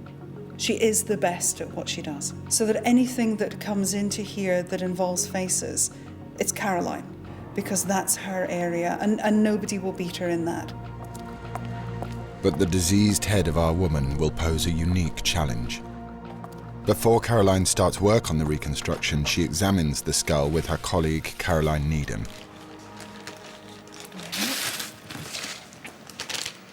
Now, what have we got there? We need to know about these nasal bones because there's quite a bit missing. And that would obviously have an effect on what her nose is going to look like. Well, this is an interesting skull because it's clearly got some pathological condition that we need to take into account with the reconstruction. Things like syphilis can affect the shape and form of the soft tissues of the face. So we need to assess the severity of it, how long-standing it will have been, how long the person had it for, so that we can make a best estimate of how that would have affected the features of their face. I always enjoy reconstructions where we've got more of a challenge. And it's nice to be able to show conditions, especially conditions that we might not necessarily see in contemporary population in an archaeological investigation. With the visual examination complete, laser technology creates a detailed 3D representation of the skull. The laser scan will be used as a base on top of which the complex layers of muscle and tissue can be added. But it will be a few weeks before the unique face of our woman starts to emerge. We all have the same muscles on our face, but because each skull is a slightly different shape, one skull may be thinner and longer than the other, another may be fatter, and so once you model each of those muscles in place, then you will automatically get a different face shape with different proportions because it's the skull that dictates the muscle structure.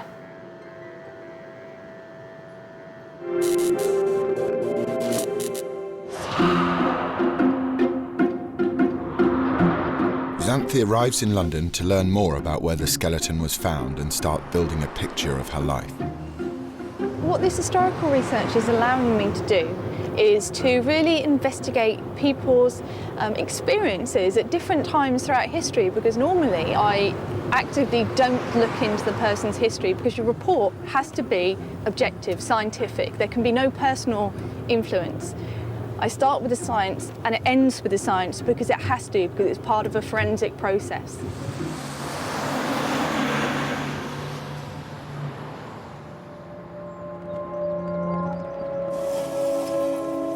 Tucked away in a back street of Borough near London Bridge is a burial site known as Crossbones. This was the last resting place of the young woman. Xanthi is here to meet Adrian Miles from the Museum of London, who excavated the body in 1992. The site was actually underneath this big brick building here, which is an electricity substation that was built as part of the Jubilee Line extension. So you wanted to excavate the site before that building was actually placed? Yes. Okay. I think we had 6 weeks to do it in total. 6 weeks? What happened to this site after you excavated it? Did you remove all of the remains? All the remains from underneath the building were removed. The unexcavated areas still have the burial ground. So this all has... We are now standing on untouched burial ground, yes. There are several thousand burials beneath our feet. Us. There's a theory that it was a single women's burial ground, prostitutes, basically.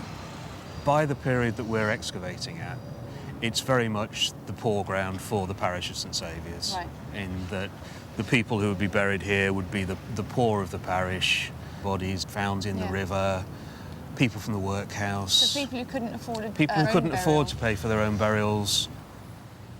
The history of the site immediately suggests this woman came from a very poor background. All the burials were in coffins, but they're of the poorest standard that I've ever seen. Really? You're looking at reused wood. It's probably cheap wood that's coming off the docks. I mean, there's a couple of photos here from the excavation as we were... Very tightly packed, obviously, aren't they? Yes, very much so. Not only are they tightly packed horizontally, they're also up to 9 or 10 deep. Really? So this whole ground basically would have been 8 or 9, 10 deep in coffins. That's basically what you're walking on with some soil over the top. Yes, and not a lot of soil. Really? And how far down was the young woman we've been talking about? Within a metre of the top of the excavation. So she was a fairly So late... she would have been one of the latest burials that we dug, yeah. Is there anything that could help us really pin down a date or at least a time specifically when she might have actually been interred? The burial ground closes in October 1853. So we know it was obviously previous. So it must be pre that. Yeah. Given the intensive use of the burial ground and the amount of burials that were going in, you wouldn't have survived in place long. Yeah. Maybe as little as 10 or 20 years. So really from post-1830s, really. Yes. 1830s to 1853. Yeah. The Crossbones woman was clearly not among those benefiting from the burgeoning wealth of the Victorian Empire. At that time, the borough area of London was a slum, filthy and overcrowded. Having learned that the woman was most likely buried around the mid-19th century, this gives the team a window in which to research historical records. The Victorians are known for keeping detailed population registers, but could the young woman be among the names? Xanthi has come to the London Metropolitan Archive to meet Dr. David Green from King's College London. We found this young woman. She's in an unmarked grave. I was really hoping you could find a potential name for her. Is that something you think you could do? It's possible. Year of death is going to be difficult because it's unmarked, but I've got a time period when I think she may have been buried within. Yeah, we could look at burial registers. Yeah. Each parish kept a burial register. All right. We could look at hospital records. There's a couple of hospitals in the locality. There's also a workhouse in the locality, and if she was poor... Yes, she was, yeah. Well, she may well have died in the workhouse. She was very poor, and interestingly, we know that she was suffering from syphilis. I don't know as yet whether she's been treated for that, but certainly she had medical conditions, so that might be a good place as well. Well, those would be the 3 places I'd start. Once we've got a set of names, we might even get an age. Let's see what we can find. Give it a go. We'll give it a go. Over the next few weeks, David will look through hundreds of records from the borough area. He will cross-reference the results of the team's forensic investigation with hospital and burial records. It's a long shot, but can he put a name to the skeleton?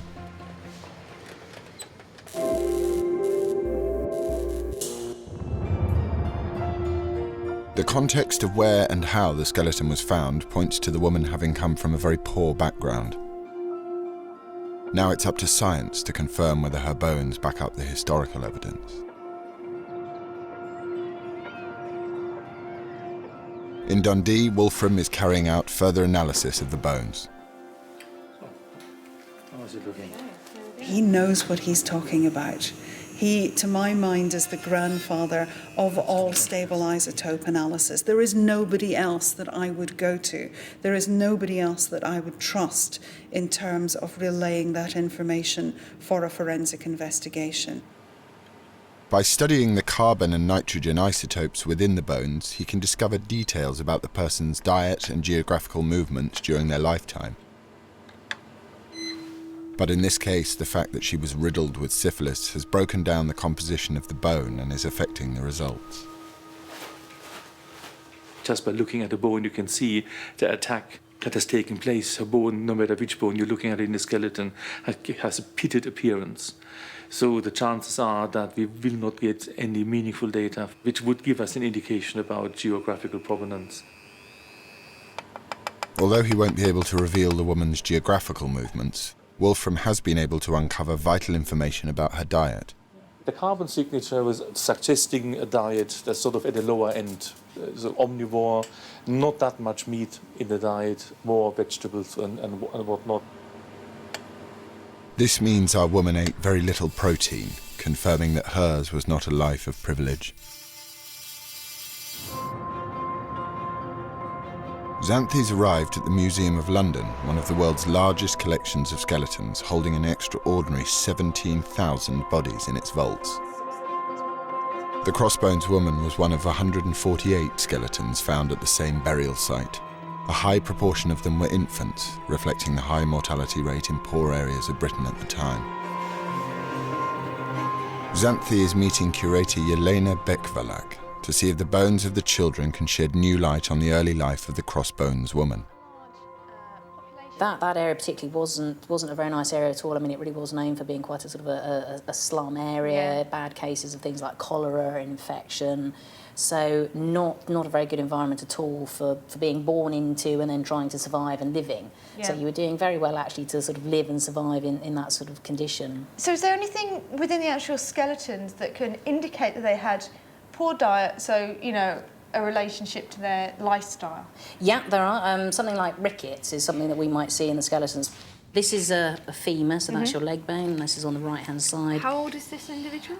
This individual's probably aged about 1.5 years old. What we were seeing in these children is that we saw a much higher rate of rickets, active rickets, and also things like scurvy as well, which would indicate to us the sort of environment and nutrition that they were getting. So they're not eating fresh fruit and vegetables, no, essentially? They haven't got a very good diet, no. Yeah. You've got pollutants, industrialisation and poor diet. So we're seeing that in the skeletons. 19th century Borough would have been covered in thick smog caused by industrial pollution. And the bending of the bones that characterised rickets was caused by lack of exposure to sunlight as well as a poor diet. Xanthe is starting to build up a compelling profile of our young woman. Her circumstances weren't unique, but if we can reclaim her as an individual, what can we learn about the time she lived in, seen through her eyes? What's really come out from talking to Jelena is that the people buried in this gravesite and the people living in that area of London at that time really were the poorest of the poor. They were suffering from disease, poor diet. She was only in her early 20s when she died. So really, I mean, she's had quite a sad, desperate existence.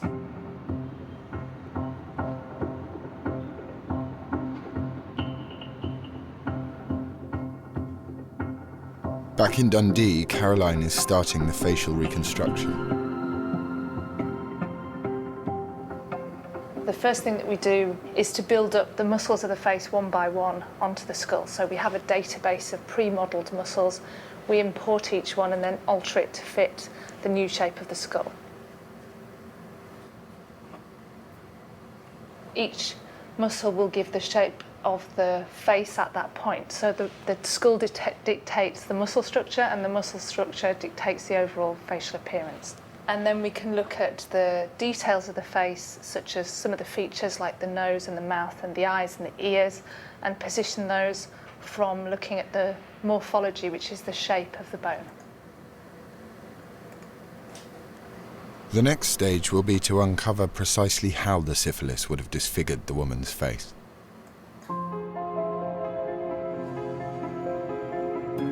With the different areas of the investigation having made good progress, the team reassembles at the evidence board.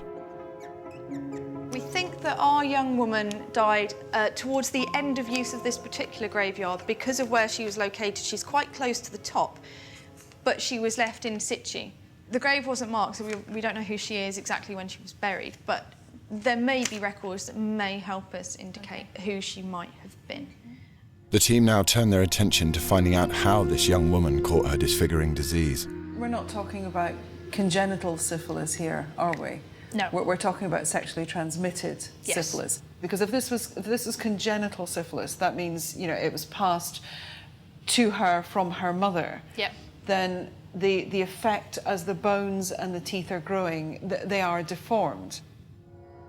Congenital syphilis shows specific symptoms, the most obvious of which are notches in the teeth.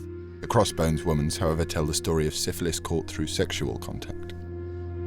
The syphilis comes at a later age. The bones and the teeth are already formed. You're looking at an after effect, if you like. And so with the lesions that you have in the forehead, it's a taking away of bone and a laying down of new bone. It's not a malformed bone, if you like, in terms of its development. And so this has to be sexually transmitted. I agree with that, yeah. I think the next thing that we have to do is go back to the clinicians. Yeah. So I think you've got to go and speak to them about how long will she have been infected by this to get to this level of a presentation. All of treating her almost like a patient. Yeah.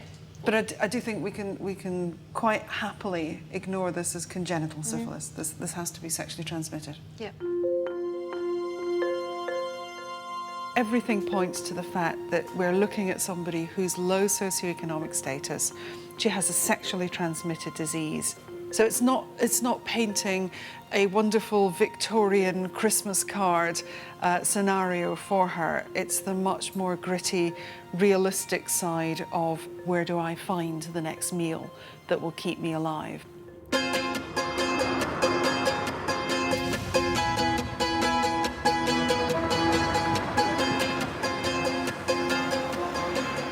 By the 19th century, syphilis was a plague in London, affecting up to 20% of the population. Known as the Great Scourge, it was the AIDS of the Victorian era. The disfiguring effects of the disease are well documented.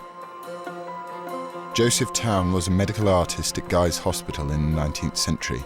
He created hundreds of wax anatomical models of patients showing a range of diseases, including syphilis. Xanthi is meeting Dr. Patrick French, who still treats syphilis in the 21st century. The remarkable thing about syphilis is that it's a condition which has these very distinct stages. I mean, the first stage, 2 or 3 weeks after having sex with someone who's got syphilis, you develop an ulcer. But this is what it looks like. This is an old kind of a 19th century kind of wax model of a syphilis ulcer of the lip. You know, if you ignore it, it will just get better on its own. And it looks as though it's healed up. Okay. But it hasn't. All right, so they would think that they're healing. That's right, and you know, if you ignore it, it will go away, it will get better. And then a couple of months later, you feel quite sick, you get fever, and the characteristic thing that happens in secondary syphilis is that you develop a rash. Yeah. This is a pretty extreme model of a secondary syphilis rash affecting the face, these kind of pustules. Again, it gets better if you leave it untreated. So after about a month or two, it would have got better. Right, and of course, she'd be living at a time when there are all sorts of illnesses going around. Absolutely. And if you had something that didn't get worse and you got better from, you would then just ignore that. Yeah, of course. And then a large minority of people, maybe about 40% of people, develop tertiary syphilis. And there are 3 sorts of tertiary syphilis. There's syphilis affecting the heart, syphilis affecting the brain, which sometimes can take decades to occur. But also, and clearly what she had, was something called gummatous syphilis, where you get these pretty nasty lumps of dead tissue, of scar tissue, which affect bones and particularly affect skin. And this is someone with a gumma, one of these horrible areas of dying tissue affecting the nose. So this is necrosing tissue right in the centre of her face. Exactly. The general view is that it's probably reinfection with syphilis that causes gammata. So no one really knows for certain, but that's the likely cause. And in the minds of moralising Victorians, repeated infection of syphilis could mean only one thing. STDs, including syphilis, were strongly associated with prostitution at that time. Thinking about what Patrick said about the fact that it's sexually transmitted and how this was associated largely, rightly or wrongly, with prostitution. So, I mean, I think that's quite a dark line to travel down, but I think certainly there's some indications that this young woman could have caught it as a result of being a prostitute.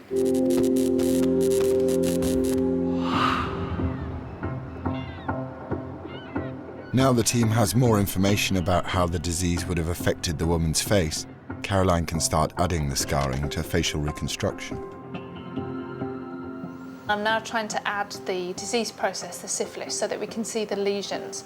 And I can make the skin layer transparent so that I can see the bone beneath, and I can use the lesions on the bone to tell me where the lesions on the soft tissue will be.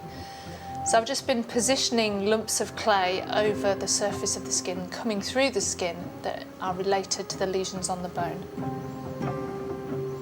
And then we can go in and, once we've got the position correct, we can alter the details so that we can see more of these type of lesions and more of the destruction of the soft tissues. Slowly, she's coming back to life.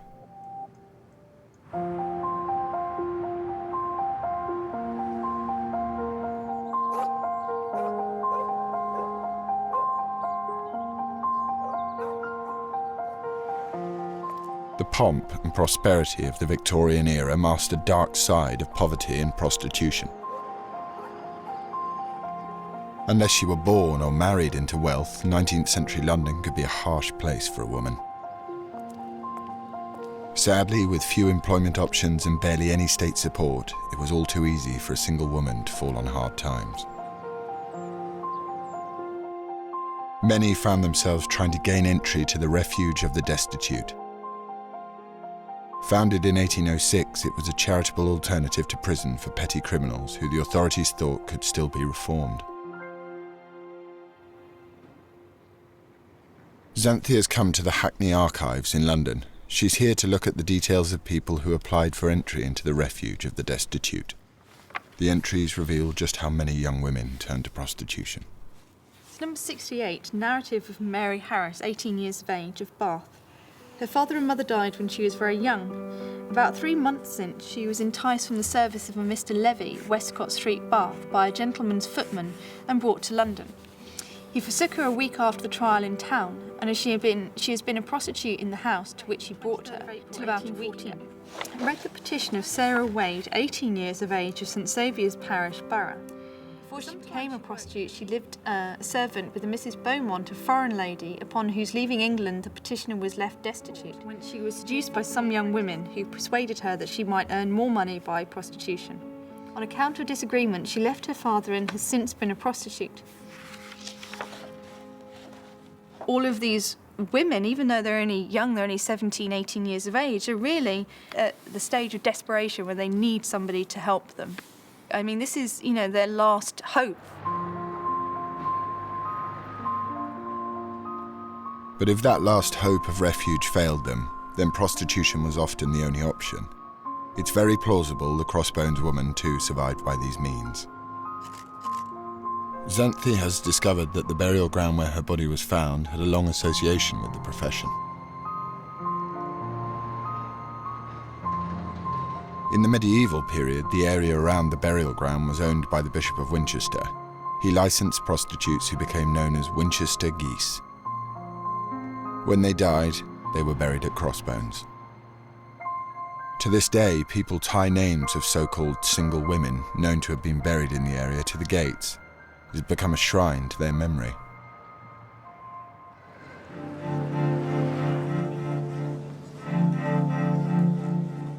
By the 19th century, prostitution was a major industry in Victorian Britain, bringing in over £20 million a year. London was known as the whore shop of the world. It's been estimated that a fifth of the female population of London were involved in the profession. Although disapproved of by some, prostitution was not illegal. Xanthi is meeting historian Hallie Rubenhold to find out what life was like for the Victorian prostitute. Women's work is so poorly paid, you can never support yourself and maybe your 6 children. And so you find yourself in a situation where you quite literally have to exchange sexual favours for food in many cases. And that's what a lot of these women were forced into. Prostitution was rife, and especially in the slums. And Borough actually was one of the worst slums in all of London. What dangers would have been involved for her? She was doing this on a daily basis. Well, obviously there were tremendous dangers involved in a life of prostitution. Disease being the foremost among them. people didn't use prophylactics in the same way that we would use them today, and those that they did use, the condoms, tended to be reusable and weren't always the cleanest things. You would wash it and reuse it, and they weren't always the most effective things either. So taking what we know about the woman where she was buried, a particular female we've been looking at, we know from the skeleton that she had syphilis. Was that a common problem for prostitutes? It most certainly was, and actually the lowest prostitutes were generally those who had contracted syphilis and they were on the way out. So she would have been in that very possibly lowest class of prostitutes. Yes, it's where prostitute meets beggar, basically. So really destitute, and these are the people who generally were found dead the next morning in the alleyways, having frozen or starved or died of whatever illness they were suffering from. Sadly, the evidence for our young woman having been one of these lower-class prostitutes is growing. She was ravaged with syphilis, presumably through repeated sexual contact, and her body was discovered in a burial ground with a long association with prostitutes.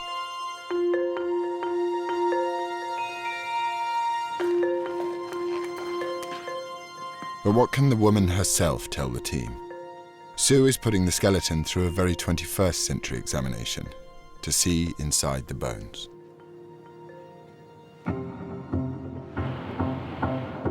This CT scanner can create a three-dimensional X-ray image of the skeleton.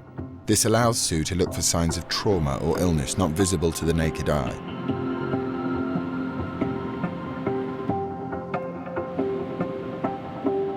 And the data has revealed some information that will take the investigation in a new and horrifying direction. We'd felt that by looking at everything that we could find on the skeleton, she was probably into her 20s. The X-rays tell us something very, very different. If you can see, there's a very well-defined line passes across there, and there's another one that passes across there. And that tells us that that growth, that fusion that's happened there, wasn't that long ago. So I think in terms of putting her into her 20s, I'm afraid we were making her a little bit older than she probably was.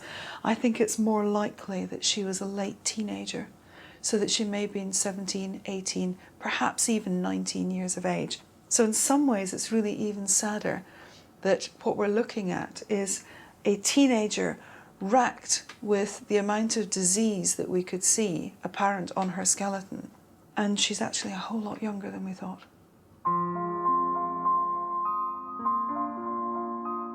It means that if she was suffering from advanced tertiary syphilis, which often takes years to develop, that she was probably infected as a child.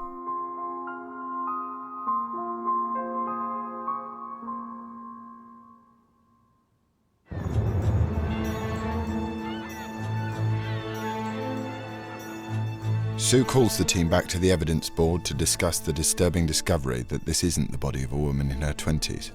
We didn't expect to see anything terribly interesting in the CT scans. We thought we might pick up some Harris lines and other things.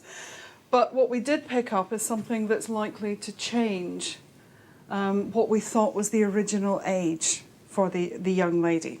So I think we need to bring her down into a teenager. Ooh. Is the truth. So if you think that we're looking at a teenager, maybe even 15 or 16 years of age, and you're saying that the level of disturbance that we're seeing physically in relation to her could be anything that's 3 to 10 years in the making, then you take 3 years off that, you're in 13. Don't take 10 off. 10 years off that. No, don't do Why not that. take 10 years off it? Have you any idea on a daily basis how many cases we work on paedophiles? So that, you know, men, I'm afraid, will find children and teenagers sexually attractive. What's really tragic is you're talking about a first infection that was certainly at a very young, just even possibly even pre-teen, but early teens. With the age of consent at 13 years old, girls were sexualised at a young age in Victorian Britain. It was also wrongly believed that sleeping with a virgin could cure a man of syphilis. In the absence of medical knowledge about syphilis, quackery and superstition often took hold. So for the Victorians, the syphilis that seemed to go away and then came back and seemed to go away and came back must have been a really difficult thing to try to manage. When you have this lack of knowledge and lack of understanding of why something occurs, how it progresses, how to stop it, you are in many ways open to the quacks. There will be an entire raft of treatments that will have no effect whatsoever, and there will be those that just become myth. For people who can't even afford those remedies, what else could I try that might try to save me? It's a desperation element. But if you're desperate, you'll try almost anything.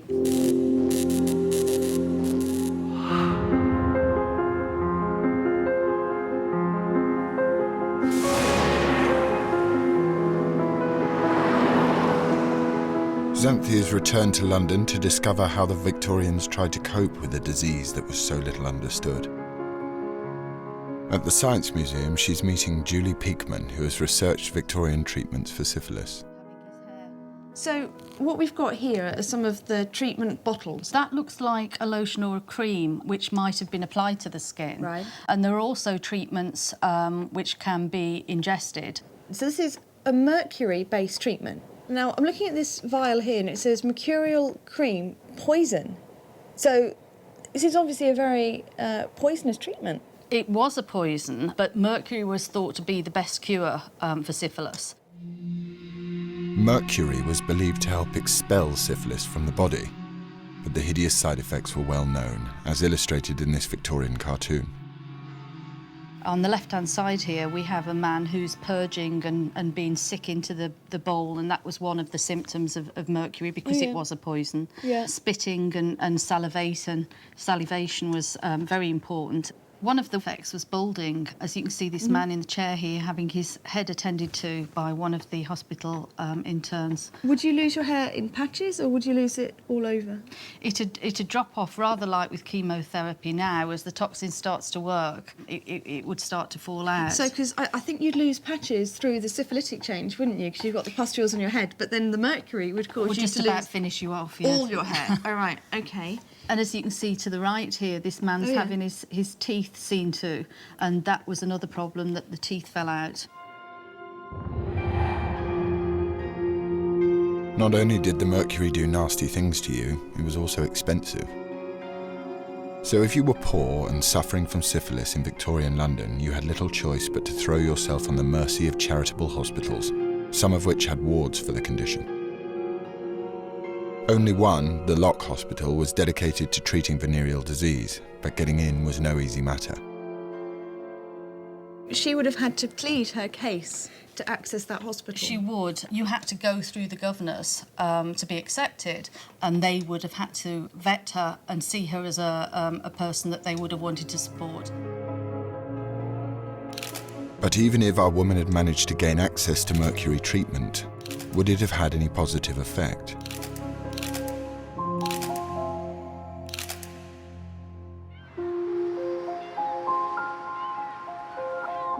Xanthi is meeting chemical engineer Hal Sosabowski to recreate a Victorian mercury treatment. We're going to start making an ointment now, an old-fashioned anti-syphilitic ointment, using a recipe from this pharmacopoeia, British pharmacopoeia. This is the 1869 version. This is unguentum hydrargyrum subchloride. That's the ointment of liquid silver, the subchloride thereof. There's only got 2 ingredients. It has. It's got the active ingredient, which is the mercury chloride, and the lard, which is the dispersant. Yeah. This is mercury 2 chloride. This used to be called corrosive sublimate. And the reason this is so toxic is it's got mercury ions in it rather than elemental mercury. And mercury ions are A, very soluble in water, and B, are just the right form to do damage to cells by damaging the enzymes. And you just need to make sure we don't breathe any of this in, because this really is hideously toxic. Not healthy at all. So as you can see, there's the 2 parts of the ointment. So this would be sort of what you'd be given by the apothecary, the chemist of the day, the pharmacist, and that would be spread on the pustules So if I rub this onto my skin regularly as a treatment, what would the effects be? Well, you couldn't have designed a better way of getting mercury into the body in its worst possible form. And what would happen is the patient would be absorbing mercury into the bloodstream effectively, and therefore they would get the bleeding gums, the irritability, the amnesia, perhaps the depression, all associated with mercury poisoning. So this is a really bad idea? Incredibly bad. OK. If we were in Victorian England now, this would be one of the treatment for syphilis then. But did mercury have any medicinal value at all? Well, there was some evidence in stage 3 syphilis. It was spiricidal, i.e. it would kill the bacterium that causes syphilis. By that point, you'd certainly reached the point of no return. Right. And because there was no penicillin at that time, once you got it, you got it. So all it did was slow down. There's no cure for syphilis. Right, so there we are. Nice. Although mercury couldn't cure advanced syphilis, it could have given the sufferer like our woman some relief. It may seem ridiculous that people would have inhaled mercury or rubbed it on their lesions or taken it as a pill, but it could be argued that we use treatments that are equally as damaging now. If you think of chemotherapy, we know it has beneficial effects, obviously, but the harmful effects are clear to see.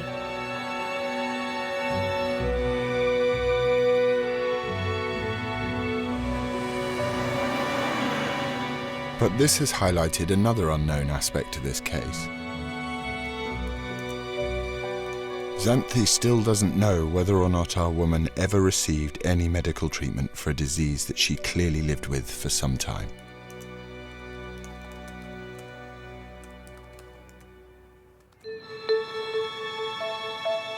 Archaeologist Fiona Tucker might have the answer. Fiona has been analysing skeletons from the Victorian era for traces of the mercury treatment. One of the skeletons in her study is the crossbones woman, and the amount of mercury in our woman's bones is significant. In your opinion, did she show signs of having mercury treatment and poisoning in her skeleton? On the ICP-MS test, which measures the elemental makeup of her bones, we found 7.33 parts per million of mercury, which is substantially higher than both modern levels, where you expect about 0.05 parts per million, because we don't come into contact with mercury much in everyday life anymore, and other individuals from her period who I looked at who had 1 to 1.5 parts per million, which I think in an age where mercury was much more prevalent would be a reasonable amount to find. Her raised level suggests she came into contact with a lot more mercury during her life. Is there anything here that indicates that she was having mercury treatment from the actual bones? The thing it seems to have affected most often is the teeth. That's something we have from historical sources, that mercury weakens teeth and can make them fall out. And she does have particularly poor teeth for her age in terms of tooth loss and dental care. I think this girl had it a long time and it was very serious, but she was living with it. The pattern of healing suggests that she was living with it for a long time, and I think it's unlikely that it killed her. Despite her poor background and advanced stage of syphilis, it appears our woman did manage to access mercury treatment. Her bones also show signs of healing.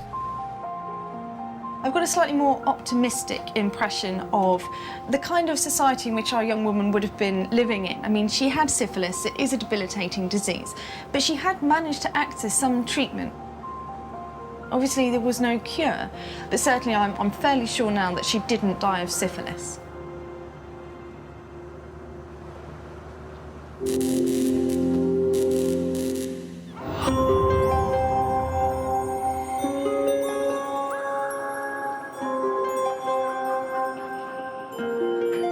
Even if the syphilis did not kill her, it was still disfiguring.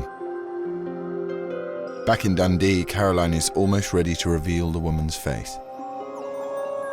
What we have now is the surface shape of the lesions as well as her face shape. What we need to do now is to take those lesions and add texture to them so that some of them will become transparent, so they'll be fluid-filled. Some of them will be more hard and scar-like, and that's where the texture comes in. It gives it a more realistic surface. So she's going to look less like her face is made of porridge, which is what it looks like now, and more like she's got syphilitic lesions. Well, we can take this reconstruction that we have with the syphilis and we can try and depict her as she would have looked without this severe disease. Part of it will involve some degree of estimation because some of her nasal bones have been disrupted through the disease process. So we'll have to estimate the nose, but we should be able to get enough of a likeness of her as she would have looked without the syphilis, which would be nice to see as well, especially as she had this mercury treatment.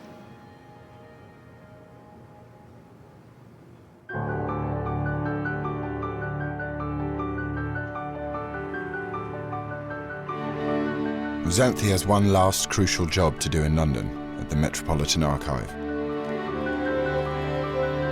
For the last few weeks, Dr. David Green has been going through 19th century records for the area around Crossbones Cemetery. He's been cross-referencing burial records and hospital records, trying to find the names of people with similar stories to the Crossbones woman. David has focused his research on the last 3 years of the Crossbones Cemetery, from 1851 to 1853, because the skeleton was found near the surface. If we go to the burial registers, we've done it for about 3 years or so, we can narrow it down because that age group was quite rare for someone of that age group to die.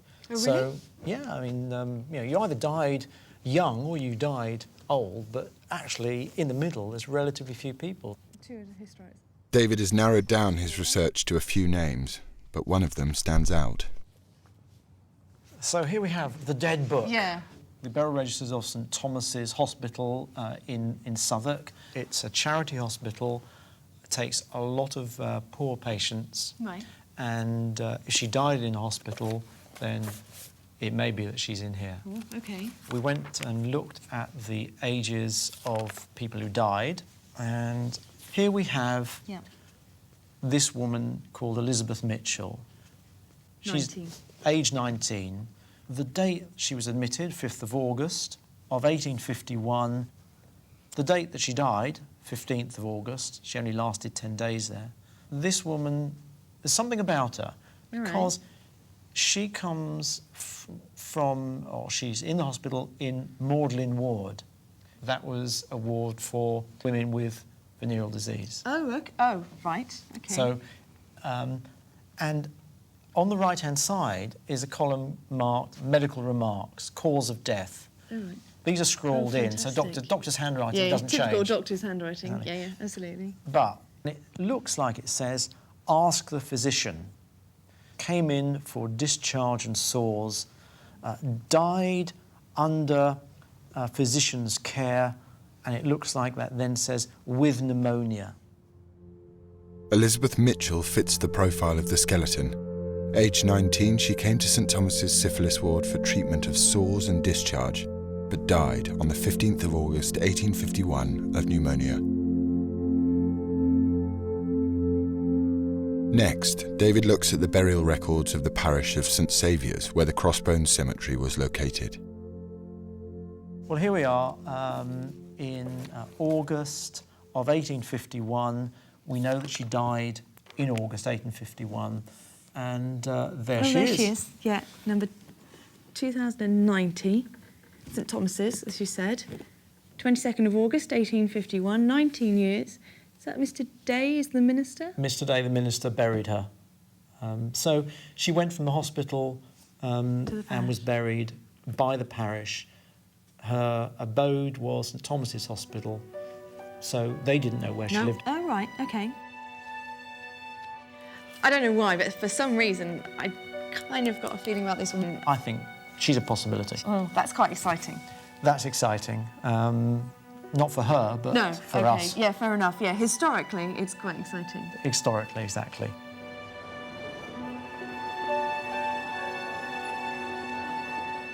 Xanthi heads back to Dundee. The investigation of the Crossbones woman is nearing its end. When it began, all the team had was an unknown skeleton from a burial ground in Borough. But a combination of historical and forensic analysis of the bones has brought the case to its conclusion.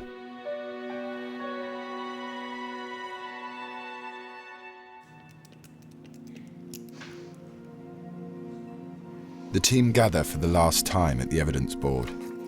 Caroline is ready to reveal the face of the woman. But first, Xanthi reveals the name and profile she discovered.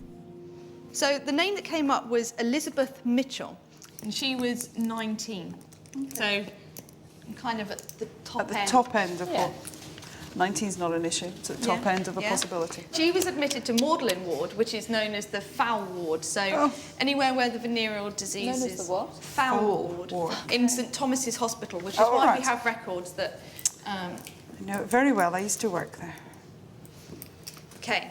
In the records from the hospital, it says she died of pneumonia on the 15th of August, 1851. Yeah. So Okay, a that secondary. makes sense. Yeah. Oh, that makes perfect sense. Yeah. The records show that she was later buried in the parish of St Saviour's, which is where the Crossbones graveyard is. Okay. Got some documentary evidence of somebody like this girl who may have had similar treatment in this period of time in this area.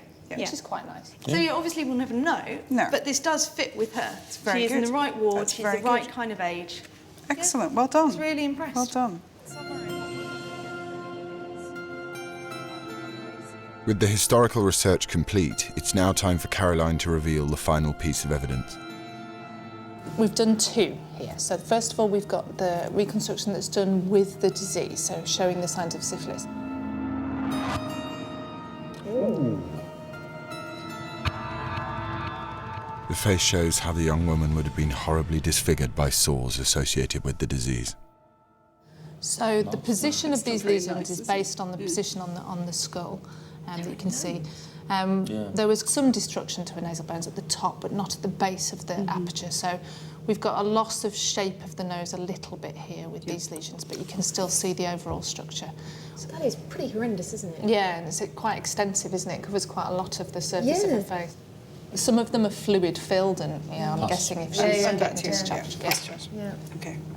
Presumably, there's a bad smell element to this as well. Well, I would have thought so. This is an infection.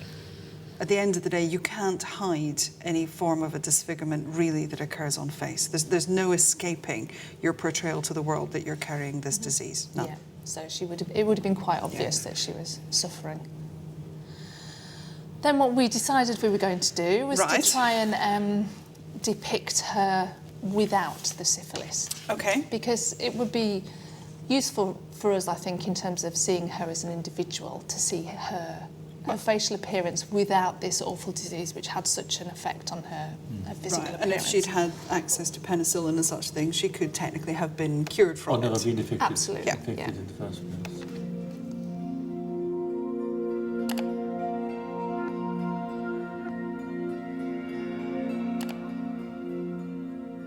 We had to obviously estimate some areas. So the nose, for example, because we've lost some of the nasal bones, is an estimation. But certainly her facial proportions will be accurate, and the details of the mouth is the same as with the pretty face. I know you don't seem to think so. Yeah, I think she's quite pretty. I think that's quite a Do pretty you? face. See, I was a little bit disappointed by her.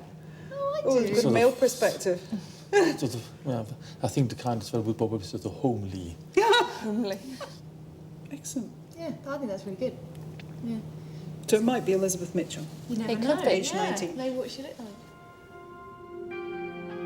So I think if we bring this one to a close, because I think we are as far as we can go, the summary on this seems to be that we have a teenage female, probably working as a prostitute, certainly suffering from sexually transmitted syphilis, who did receive treatment for it because we know that there's mercury within her bone.